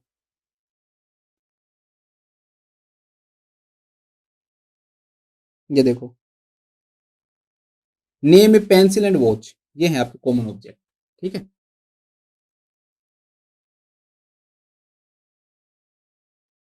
उससे मत कंफ्यूज हो जाना कि 3 वर्ड जो दिए गए हैं 3 शब्द, वो नहीं। कॉमन ऑब्जेक्ट ये होते हैं जो चीजें हम दिखा के करवा रहे हैं ना, ये है कॉमन ऑब्जेक्ट, ठीक है। चलो फिर से आपसे मुलाकात होगी अगली क्लास के अंदर। ये क्या है, a score below board threshold on the MMS is often indicative of cognitive impairment. मतलब कितने से कम स्कोर है जो कॉग्निटिव इंपेयरमेंट को क्या करता है दोस्तों, शो करता है, ठीक है। कितने से कम का स्कोर है जो कॉग्निटिव इंपेयरमेंट को शो करता है, तो एक्चुअली में 25 से कम का जो होता है दोस्तों, अगर हम माने ना तो 25 से कम कितना होता है, 24 होता है, लेकिन 24 से और 30 तक तो हम पूरा वो मानते हैं, ठीक है। यहाँ पर 24 करो इस ऑप्शन में, ये बनाए हुए क्वेश्चन है तो इसको हम चेंज करेंगे, इसको 24 करो, ठीक है। कितने से कम का स्कोर है कॉग्निटिव जो इंपेयरमेंट मानेगा, तो भाई 24 से कम, क्योंकि 24 से और 30 तक तो नो कॉग्निटिव इंपेयरमेंट होता है, लेकिन 24 से कम अगर किसी भी पर्सन का स्कोर है ना तो वो किस में आ जाएगा, कॉग्निटिव इंपेयरमेंट के अंदर आ जाएगा। 18 से 23 आएगा तो माइल्ड में आ जाएगा, तो इसका आंसर इस 24 आ जाएगा। विच of the following is not A category typically assessed in the MMSC, कि एमएमएससी के अंदर हम क्या असेस नहीं करते हैं, सोशल बिहेवियर असेस नहीं करते हैं, ठीक है। विजुअल स्पेशल स्किल देखकर वो करना, पता करना, एब्स्ट्रैक्ट थिंकिंग ये भी पता लगा जाती है, ओरिएंटेशन भी किया जाता है, ठीक है, लेकिन सोशल बिहेवियर असेस नहीं किया जाता है इसके अंदर, ध्यान रखना, ठीक है। तो ये आपके मेन इंपॉर्टेंट कुछ टॉपिक्स थे दोस्तों, मैंने लिए हैं जो कि ज़्यादातर लोग छूते नहीं है इसको, मतलब बच्चे, बट मुझे लगा कि आपके लिए बहुत इंपॉर्टेंट है ये, तो कुछ चीज़ें हमने आज पढ़ी हैं। तो मैंने आपको आज जनरल इंट्रोडक्शन करवाया है, मेंटल हेल्थ केयर जो एक्ट 2017 है वो पढ़ा है, पोस्ट ट्रोमेटिक जो स्ट्रेस डिसऑर्डर उसके बारे में बात की है, एमएससी एंड एमएमएससी के बारे में बात की है।